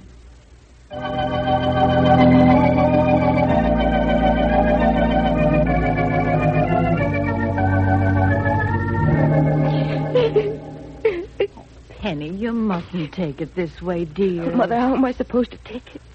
Am I supposed to laugh about it? It's a terrible thing. Steve's in trouble. Yes, of course he is, but he was in trouble before, Penny. The only difference is you didn't know it till now. I know. Oh, I wish you'd try to see the good side of it, dear. You mean you wish I'd say I'm lucky I didn't marry Steve? Well, not lucky exactly. You can't love someone one day and then the next day, because that person's in trouble, stop loving him. But you should be glad that this all came out before the wedding, not after it. Later, when it's all over and things have been cleared up, then you can go ahead with your wedding plans. With Steve in prison? Why, maybe he won't go to prison. Maybe this whole thing will turn out to be a mistake.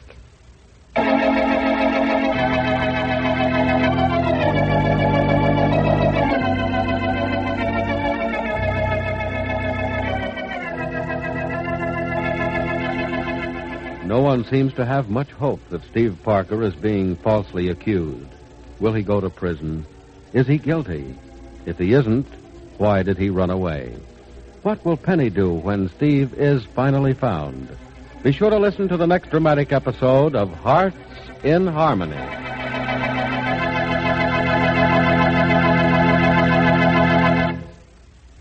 Ladies, it was a long time ago that folks discovered Kroger Tenderay beef is always both fresh and tender, and so delicious. Nowadays, another discovery is being made, now that our world-famous Kroger Tenderay steaks and roasts are so scarce, now that we're all searching for something else to give us fine meals. More and more people are discovering our amazingly wonderful selection of Kroger seafoods. For my part, I can say without hesitation that we have the finest flavored fish and seafoods you'll find in town. And you know why? Because our Kroger seafood with that fresh-caught flavor is rushed right to the store by Kroger's own special rush delivery system. All that speed and efficiency does this for you. It protects the flavor of Kroger seafood. The firm white flesh is preserved for your enjoyment. When you buy Kroger's selected seafood, your satisfaction is guaranteed. Get some real soon, won't you?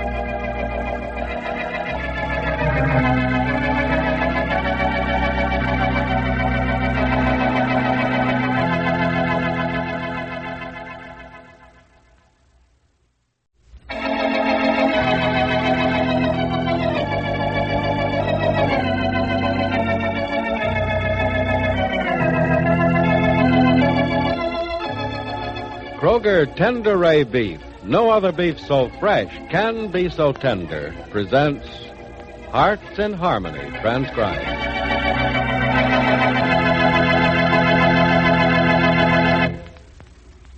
You know, ladies, there's one American trait that's really wonderful. We're persistent. We keep right after something we want until we get it. Now, I mention that because each day now I'm asked time and time again for Kroger Tenderay beef.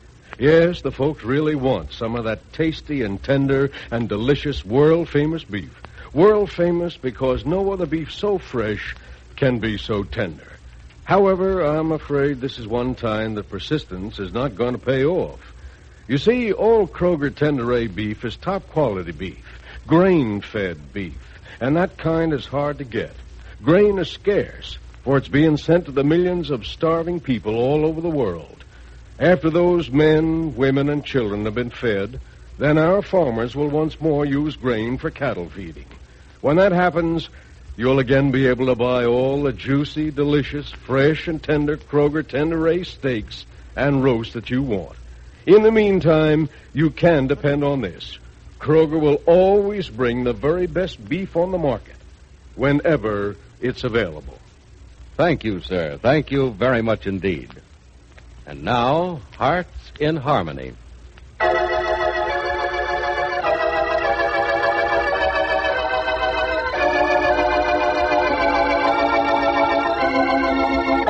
The mystery of Steve Parker's sudden disappearance has been cleared with the mystery of Professor Stuart Rogers.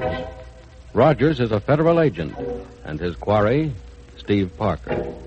And now, though she at last knows why Steve left her, Penny is more worried than ever.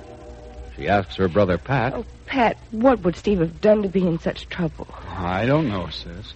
Do you think it's terribly serious? I guess there's no point in trying to kid you, Penny. It must be serious, or the government wouldn't be involved or have gone to so much trouble to get him. Yeah, I guess you're right. I was lying awake all night trying to figure out why they'd want him, what he's done, and even trying to remember things that might be clues to what could be wrong, but I can't think of anything or remember anything. All that's in my mind is that Steve's in trouble. How much I don't know, but I want to help him if I can. I thought you'd admit that one of these days. But don't try to help him, sis. I know it may sound sort of heartless, but, well, Parker's no kid. If he got himself into trouble, he probably knew what he was doing. Let him get himself out of trouble, too. Yeah, but Steve may not have done anything wrong. Then why'd the government send Rogers after him? To give him a medal? But, Pat, don't joke about it. It isn't funny. Oh, I know it isn't funny, Penny. And what's happening to you is serious. Plenty serious. Nothing's happened to me. It's Steve who's in trouble. But trouble of his own making, sis. And you're in trouble. Or at least all upset through no fault of your own. You're the one I feel sorry for and worry about, not Parker. You would. And why shouldn't I? What did you ever do to be treated this way? All you did was fall in love with a guy. If he were worth falling in love with, he'd have warned you he might be in some difficulty of some kind. No, Pat, you don't understand. I don't think Steve knew this was coming. I don't think he even realized there was any trouble. You think he's innocent? Yes, emphatically, yes. Then why did he run away the second he got wind that a federal agent was nosing around? I don't know. Sure you know. He got scared because he knew what the federal agent was after. And why'd he know? Because he was it. I can't believe it. I know you can't. And I guess you won't ever. At least until the whole thing comes out in the open and proves what I'm saying is right. You just won't believe that Steve is being accused falsely, will you? Oh, I'd like to believe that, Penny. I'd like to for your sake. But actually, it isn't going to do you much good in the long run if I bolster your hopes now and then let them fall with a terrific crash when the real truth comes out. Yeah, I suppose I see what you mean. Do you? Yes, I do, Pat. Thank you. You know, you're an awfully nice guy to have for a brother. Sometimes I don't know what I'd do without you. Well, your troubles aren't the only ones in the world. We all have them. I had them galore a few months back. I know you did. And who'd I bring them to? You. Well, it's only fair I try to share a couple of your troubles, too. We've shared a lot of things together in the past, Penny, and we've come out all right. Guess we will this time, too. You bet we will. Now, are you going to cheer up? Mm-hmm. Then where's that cheer-up smile? Right here. Ah, that's perfect. But what about you isn't perfect? Hey, you feel good enough for a little music? No, not really, but you do, don't you? Oh, I could stand a bar or two. But not of my own. You want to join me? Would it make you feel better? Not only feel better, but look better. I'll sing. People say I look much more handsome with my mouth open. It hides so much of my face. Oh, you silly boy. But not too silly, you think? No, not at all. I wouldn't have you any other way. Well, I'll have you some other way. Off that couch there and onto the piano bench. Yes, sir? And play me some music, woman. Hey, I'll play, but you'll have to decide whether or not it's music. Oh, it better be. All right. What do you call this? Music to a song. But a song has words, and words need a singer. So that's where I come in. Oh, no. Here's where you come in. Where? Right here. Who do you love, I hope? Who would you kiss, I hope? Who is it going to be? I hope it's me. Who do you want, I hope? Who do you need, I hope? Who is it going to be? I hope it's me. Is it the baker who gave you a cake? I saw the look in his eye. Is it the butcher who brought you a steak? Say that it is and I'll die. Who do you love, I hope? Who would you kiss, I hope? Who is it going to be? I hope it's me. Oh, that was dandy. Oh, well, the way you fingered those ivories wasn't bad, sis. Hey, what do you say we run through another chorus or two? My vocal cords really feel limbered up. Oh, okay, if you think the neighbors can stand it. Nuts to the neighbors. Can you stand it? Here's your answer. Good. Uh-oh, there's the doorbell. Oh, you get it, will you, Pat? Sure, and don't worry, it won't be Professor Rogers. I hope it isn't. I'm afraid he'll tell me he's found Steve. Oh, for Pete's sakes, give a guy a chance to get to the door. Say, what do you... Oh, hiya, Johnny. Hiya, Pat. What are you so sore about? Nothing, but gosh, do you have to lean on the doorbell? We aren't deaf. Come on in. Thanks. Sorry, I guess I was a little impatient with that bell. Penny in? Yeah, in the living room. Go right on in. Thanks. Hiya, Penny. Oh, hi, John. Mind a little company? No. Well, I'll make it a little, Penny. I'm going to run downtown a moment. All right. Oh, you won't be late for dinner, will you? No, don't worry. Anything I can get you, sis? No, thanks, Pat. Okay, bye. Bye. So long, Pat. See you, Johnny.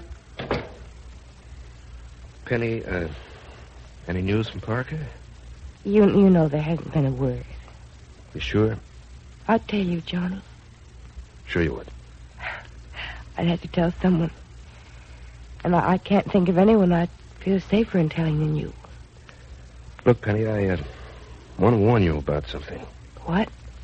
You're taking a rather dangerous attitude about Parker and his whereabouts. Dangerous? Yes, if you do find out where he is, if he calls you or writes you a letter, you'll have to tell Rogers about it. I know that. I know you know it, Penny, but will you do it? You know I will, Johnny.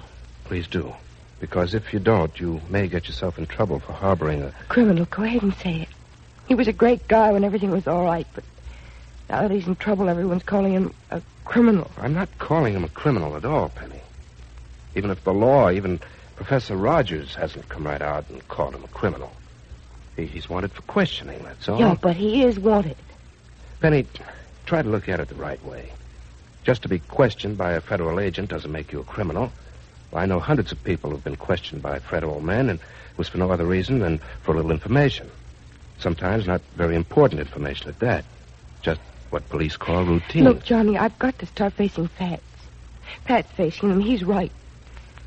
Steve ran when he heard that a federal agent was investigating Jed's books. Why did he run? I've got an answer for that. Well, so is Pat. Steve's guilty of doing something wrong. Maybe not. Maybe he ran so he wouldn't be innocently involved in something. Oh, Johnny, does an innocent man run? Sure. A lot of brave men have run away from fights, too. When the odds were so great, it was foolish to stand and have it out. But they've run so they could come back later and win. You mean you really believe that Steve isn't guilty of anything? I think there's a good chance of it. Why? Well, I've been thinking this, Penny. How much do we really know about Parker and his company? Is he the sole owner? Is he alone responsible for everything his company does? He's the head of it? That's what we think. Penny, I've got a strong hunch that Rogers has a strong case against Parker's company, all right. But going after Parker, they're going after the wrong man.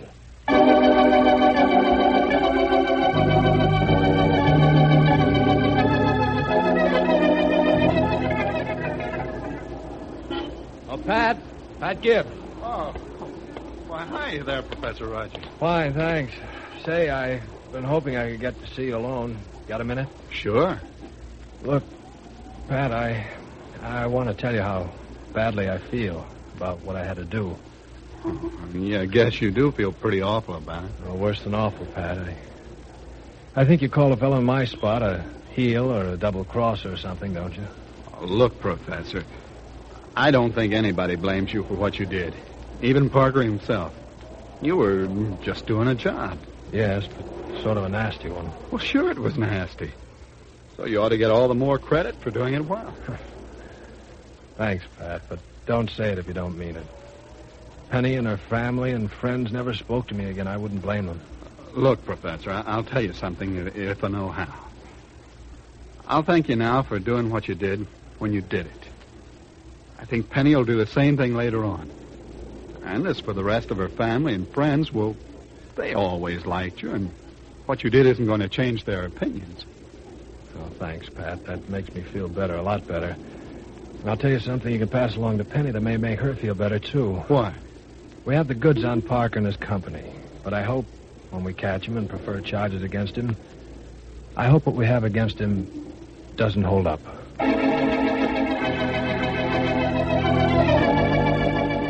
What does Professor Rogers mean?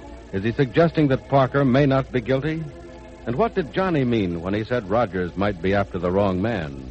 Who runs Parker's company if he doesn't? Be sure to listen to the next dramatic episode of Hearts in Harmony.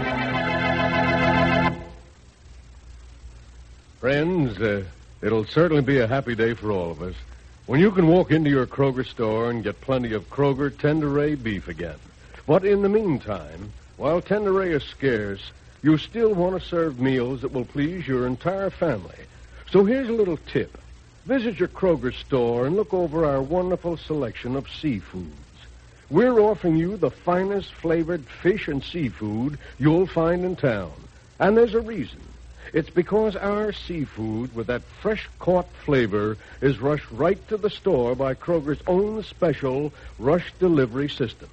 Thus, you see, the flavor is naturally protected. The firm, white flesh is preserved for your enjoyment.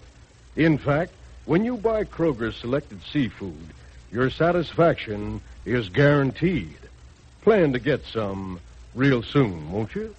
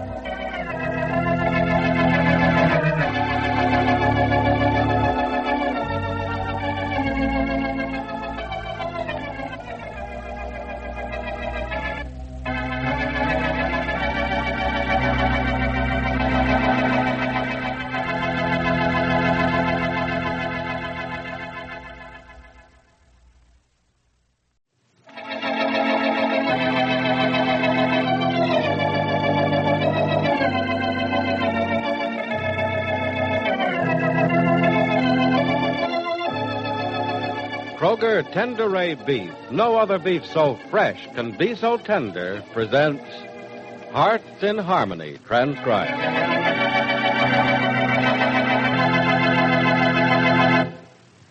Friends, there's a world of meaning packed into the three short words, Kroger Tenderay Beef. It's just another way to say freshness, tenderness, juiciness, and deliciousness. Yes, Kroger brings you all of those things in Kroger Tenderay Beef, because only the top quality grades are used. And those top quality grades come only from grain-fed cattle. Now, the mention of the word grain should bring to mind the countless newspaper stories about the scarcity of grain and how it's being rushed overseas to prevent starvation. Thus, you'll readily understand why it's so hard for us to get grain-fed beef. Every available ounce of that good grain is needed to feed millions of starving people the world over. When those people no longer face famine, then we can once more use grain for cattle feeding. So for the time being, you won't be able to get those fresh and tender Kroger Tenderay steaks and roasts. But remember, until Tenderay is plentiful again, Kroger will always bring you the best beef on the market whenever it's available. Well, thank you, sir. Thank you very much. And now, Hearts in Harmony.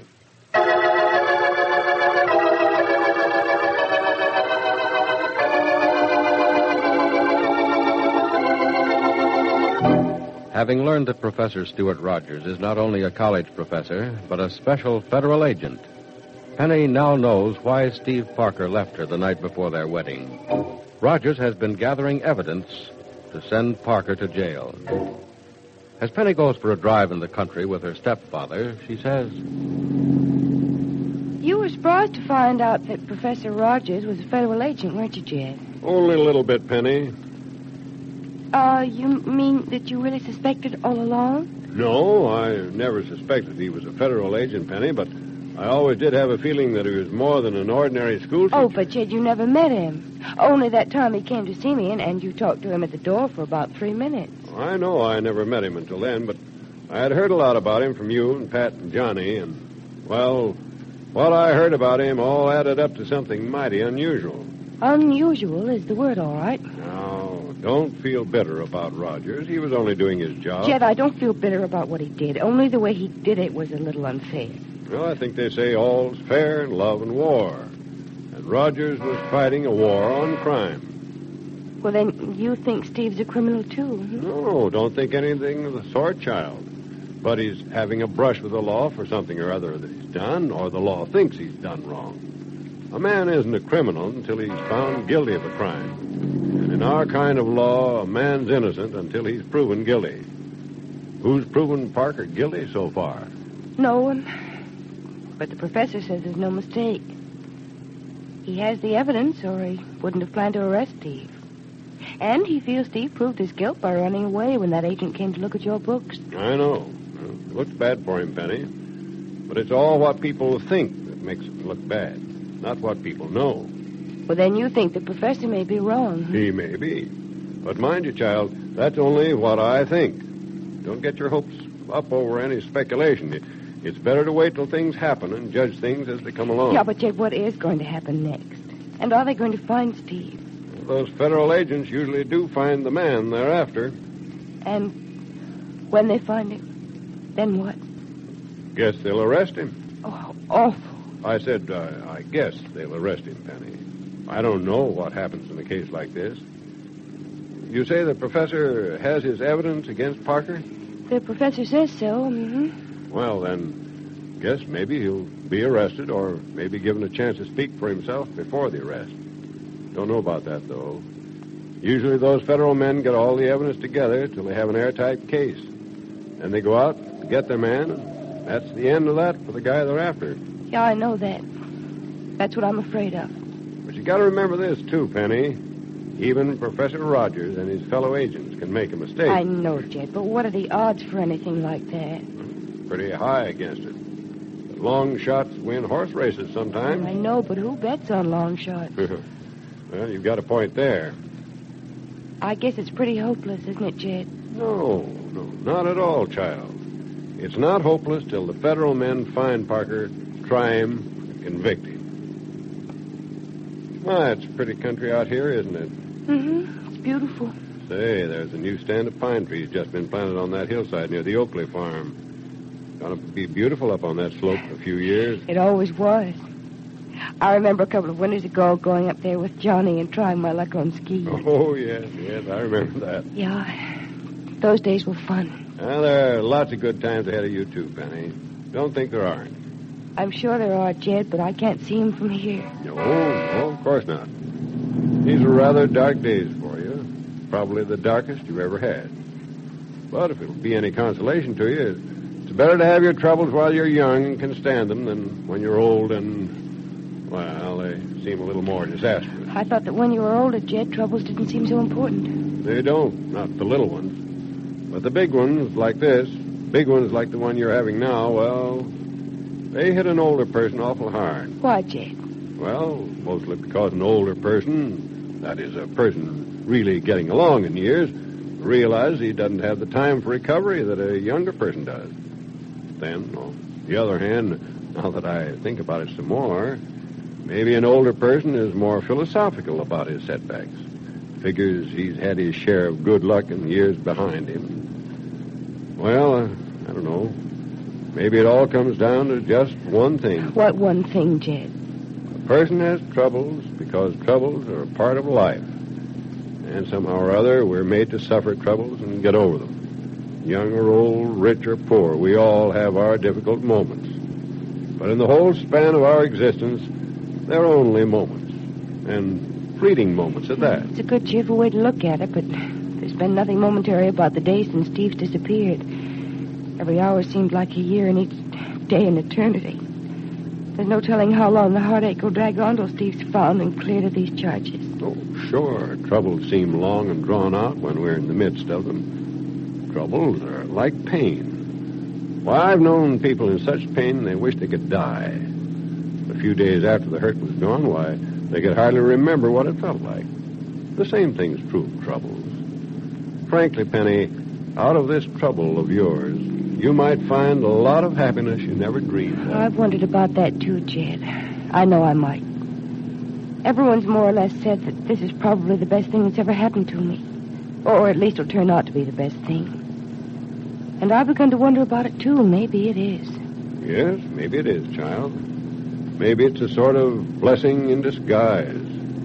I've thought so from the very beginning. Frankly, Penny, though I've never said so, I never was too happy about your marrying Parker. You did say so, Jed. Not in words. You didn't actually say it, but I could tell by the tone of your voice and the look in your eye when you were talking about my marrying him. Mother wasn't too happy about it either, was she? She wanted for you, Penny, what you wanted for yourself. In other words, she really wasn't happy about it. Only if you were happy about it, Penny, then she was happy. I think I understand. Strange, the whole thing's beginning to seem less terrible to me now. Oh, I don't want Steve to be in trouble, though. I'd give anything, I'd do anything to see him get out of this mess. Well, don't give anything, Penny. Don't do anything either. Just sit tight. Everything will work out. It always does. Well, let's go back to town, shall we? Yeah, I think we better. It's getting late. Well, it is getting late.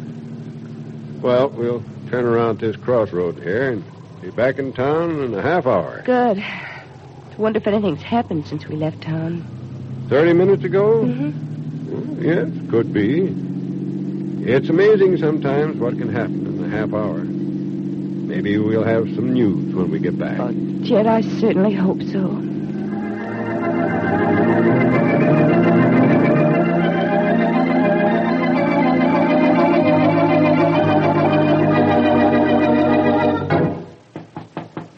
Coming. Hold it, will you? Say, what's the idea? Hello, Professor Rogers. Oh, Miss Manson. Yep, it's little Jerry. Surprised? Well, yes, I am. Well, you certainly must be. You haven't invited me in. Or aren't you going to, Professor? Oh, yes, of course. Come in. That's better. Place is in sort of a mess. I've been working. Yes, I know, and the maid hasn't had a chance to pick up. Yes. Well, I was wondering whether or not you'd have the courage to close the door. But you aren't afraid of me as you used to be, are you? Afraid of you? I was never afraid of you. No? Good. Then let's say you aren't as shy as you usually are. May I sit down? If you like. I'd love to. Aren't you going to sit down? I'll sit here. Oh. Well, if you insist. You surprised to know I'm in Rossville? Yes, I didn't think you'd be up here again. But you're still here, aren't you? Yes, but my work is here. Well, maybe mine is too from now on. Oh? Meaning? Meaning nothing. Nothing at the moment. We'll talk about that later. Really, the purpose of this call is to thank you for what you've done. What I've done? Mm-hmm. You did a beautiful job of breaking up Penny Gibbs' marriage to Steve. Oh, that. Yes. Oh, now, don't get up. I feel like standing, if you don't mind. Oh, no, you don't. I said something wrong. What was it? Nothing. It was about Penny Gibbs' wedding. Why are you so touchy about it? I thought you wanted to break it up. I didn't want to. I had to. Oh, but you did want to. You remember? You came to New York to see me. Do you remember that? You asked me if I could give you any information that would make things difficult for Steve Parker. Do you remember that? Yes, and you gave me that information, reams of it. Books, papers, letters, files, everything I needed. Do you remember that? Well, of course I do. And also, you never thanked me for it. I couldn't understand why. You couldn't? No, and I still don't. It was terribly damaging material. You could send him to jail for it if you wanted to, couldn't you? You know I could. When you catch him, are you going to send him to jail? If I can make my case against him stick. Well, certainly I gave you enough to make it stick, didn't I? You gave me plenty, Miss Manson. But I didn't thank you for it because I didn't like your motives in giving it to me. To keep Steve Parker from marrying Penny Gibbs, you'd send Steve to jail, wouldn't you? Prison isn't quite as permanent as marriage, Professor. I think you'd better leave, Miss Manson. Why? Because thanks to you, I've just about ruined Steve Parker's life. And you're happy about it. Well, let me tell you something. What you did to ruin Steve Parker may ruin your life, too. And something tells me it will.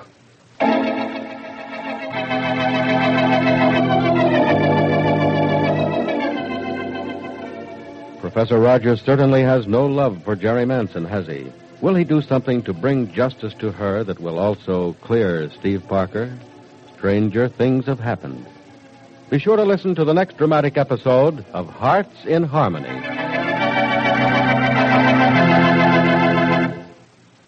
Friends, you may remember that many years ago some wise man said that experience is the best teacher of all. In other words, very often we have to learn things the hard way through the trial and error method. Well, if you gave Kroger Tender Ray beef a trial when it was available, you can readily understand why it's world famous. No other beef so fresh can be so tender. You won't make an error either when you buy and try Kroger's selected seafood. Your satisfaction is guaranteed. Visit your Kroger store and look over our wonderful selection of seafoods. We're offering you the finest flavored fish and seafood you'll find in town. The finest because it's fresh caught, fast frosted, and rushed right to the store by Kroger's own special rush delivery system.